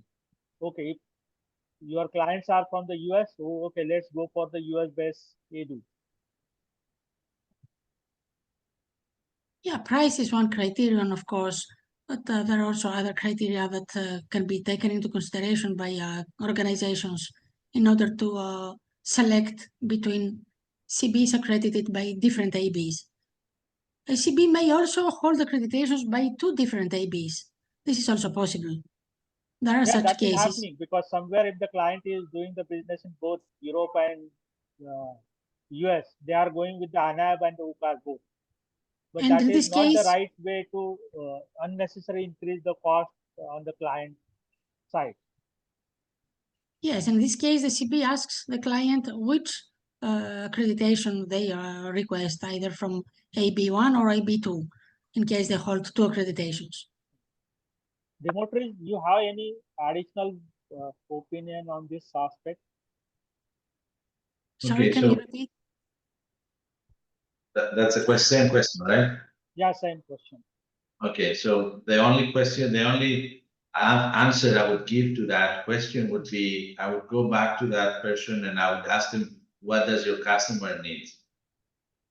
Would they accept this CBs or not? Because in terms of accreditation, basically the validity is the same. Accreditation stands on the same principles, same standards. So if we have at the same level, accreditation bodies working at the same level, meaning IAF, MLA, signatory status, then that made no difference. But I would ask the customers if they can accept the CB certificates, and then I would respond them, and they would get the answer by themselves. So no need for me to give them the answer, because it is the customers that would accept the certificates or not. It would not be anybody else. So it's a matter of business practice and a matter of who the customers are. And Dr. Nelly said very well that, if your customers are in Europe, they may accept something different. If your customers are in US or in India or in China, they may say, okay, we know this CB better than the other one, so we may accept this better than any other CB. But it's at the end of the day, they will get the same certificate. Okay, so it's a matter of the customer's need. Okay. My second question again to both of you is, does the lack of AB's office network across the geographies where they are doing the business affects the lack of the adequate control over the CB's operation, certification bodies operation? I think. Can you rephrase that, please? I could not listen. Yeah, I couldn't understand either. You're very feeble. Your voice is very feeble, Suhasji. Little louder, please.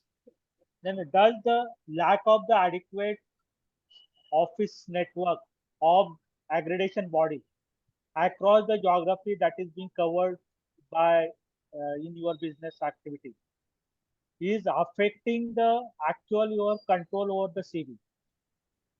The malpractices happening at the CB end, or the gaps that are happening at the CB level, whether your lack of the office network is affecting that control. Okay, so if you do not have, if I understand right, the question is that if an AB doesn't have a local office in one country, is that important in providing the same level of services? Yeah. Right. Okay. Well, that is a good question, and honestly, many organizations that work internationally have been faced with this question before. If Nelly, if I may, the response to that is that when you decide to work internationally and you decide to work in a specific country, you have to understand how things work over there. You have to understand how the legal framework is. You have to know what is the culture, and you have to understand what needs to be done in order to serve the customers there in the most efficient way. You have to know who the regulators are, what are the requirements, and of course, if you can have local assessors, that is also a very good thing to do, because they can understand how things work over there and they know the framework.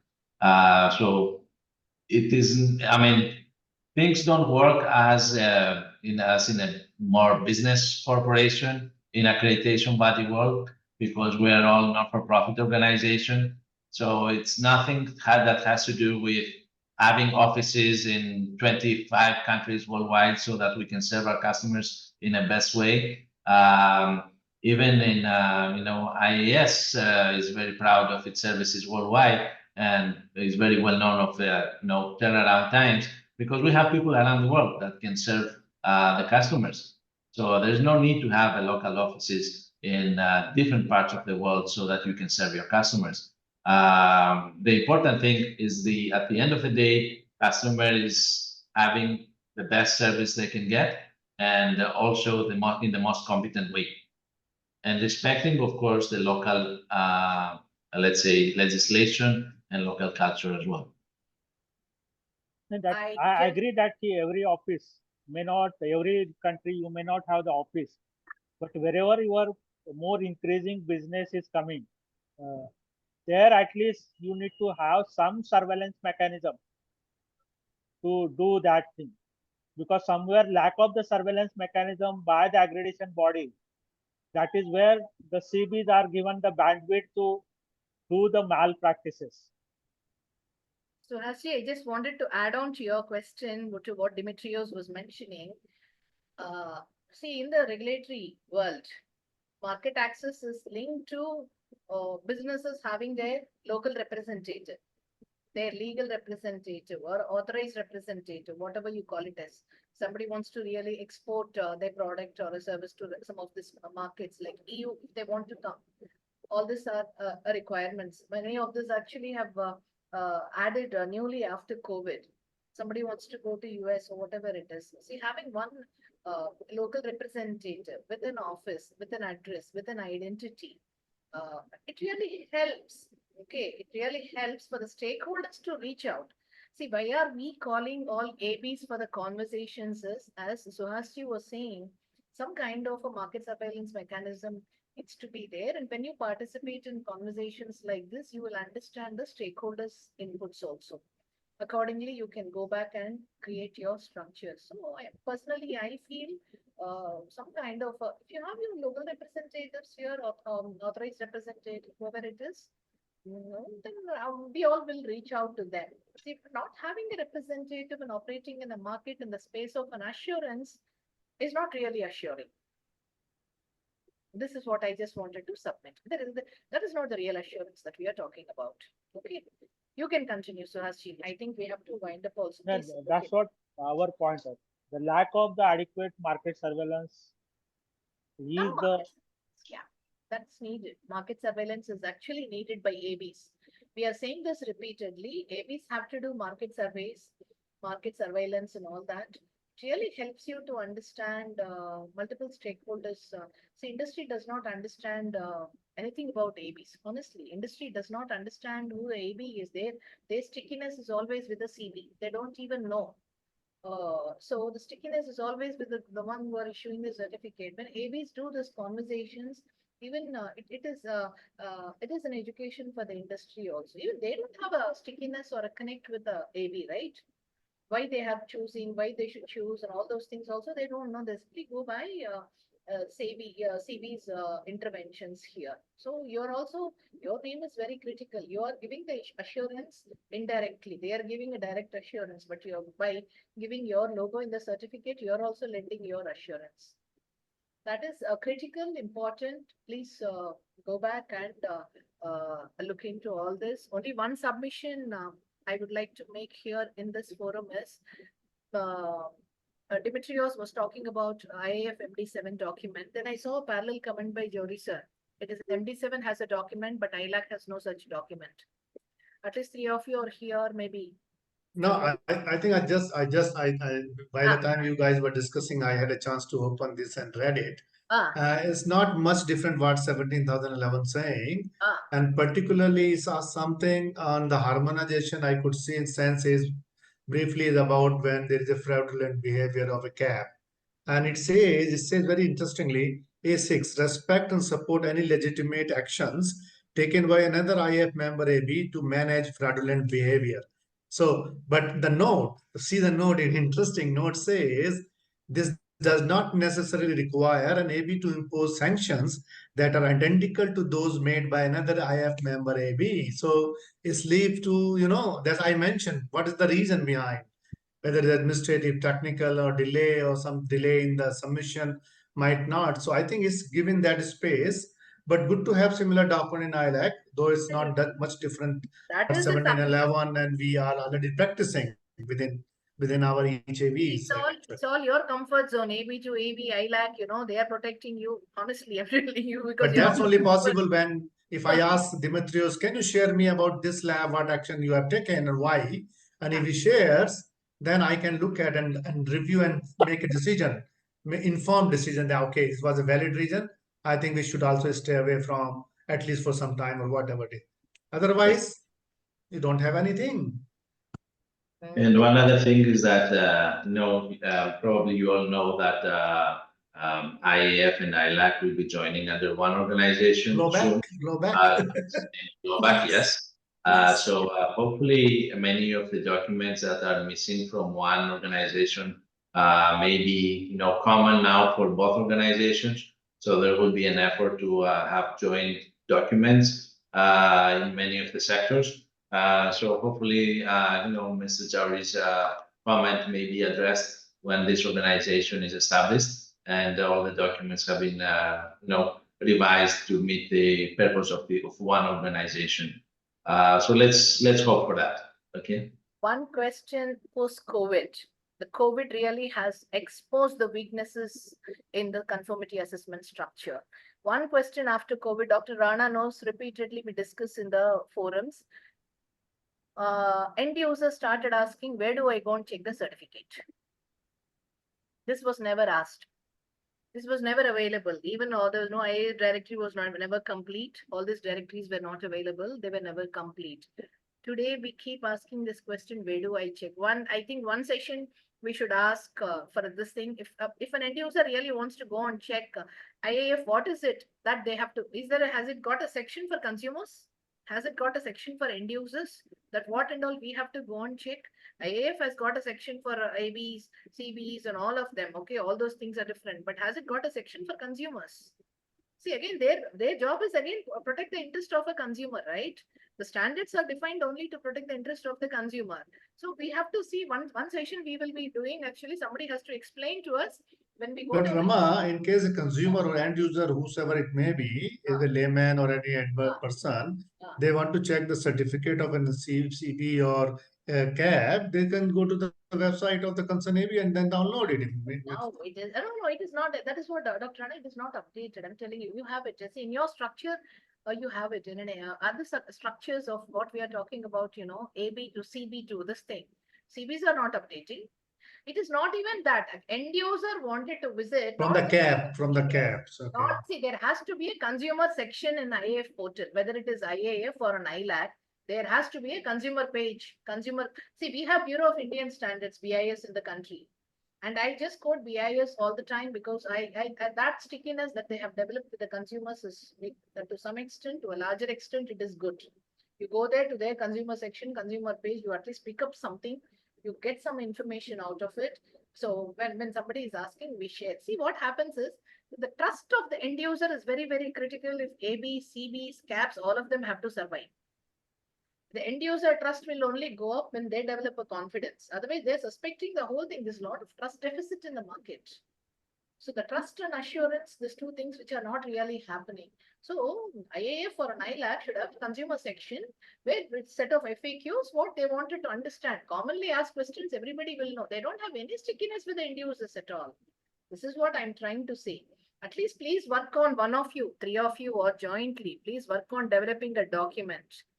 So just please develop a document I'm talking about simple guidelines. You can develop it voluntarily and submit it to ILAC. You're all the members of ILAC, right?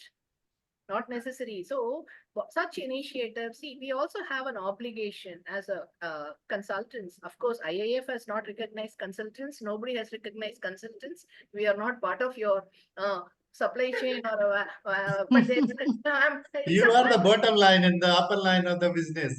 But the bottom Consultant line, only bring business to the ABs and the, CBs. the bottom line can shake many things. That's what I'm saying. The bottom of the pyramid can shake the foundation itself. Why we are Absolutely. that is what, see, why are we going to this extent of creating these conversations is all of us have an obligation, responsibility to ensure that the ultimate end user gets the right product or the right service. When you say assurance on quality, what is your assurance is what we are asking at the end of the day. What are you assuring? Something for the consumer. Joris are also putting in the comment, okay, we'll work with you to put something on the website. Something like that. That's all it is. Nothing more from our side. So thank you so much for staying with us, answering all these queries. This is rich knowledge sharing sessions. We will be uploading this in our portal. This will be shared with many of them who couldn't join also. They regularly come and visit the videos actually. We have seen it. They come, we share it, they go and visit our videos which are uploaded. So we're creating all this kind of conversations only to create that awareness and what questions to ask, even users, end users and all of them. And I must really thank you so much year on year for the support extended, Dr. Rana and Dimitrios. And we will be inviting Dr. Canela also regularly. Please do join whenever you find time. This time, actually, there was a rush. We had to rush through this. We couldn't reach out to you in advance. Dimitrios is used to our style. Dr. Rana knows he is available. Just one WhatsApp message. It gets done. So, but pardon us for reaching out to you in the last minute. We couldn't give you much time. We know that. But let us continue with this meaningful conversations, insightful conversations. Thank you so much. Keep joining us. Next will be Thank you. Dimitrios, possible, please email your presentation if possible. Which one, Dr. Rana? Sorry? Dimitrios' presentation, if he is willing to share. Dimitrios' presentation. I want to go through. I missed that actually. So I really wanted to have it. Thank you so much. Thank you so Thank much. you, Canela. Thank you so much, everyone. And thank you too. Thank you for nice inviting us. talking, Thank you everyone. very much. Thank you so much. Thank you. Bye. Bye. Bye-bye. See you in the month of October or November. Thank you. Thank you.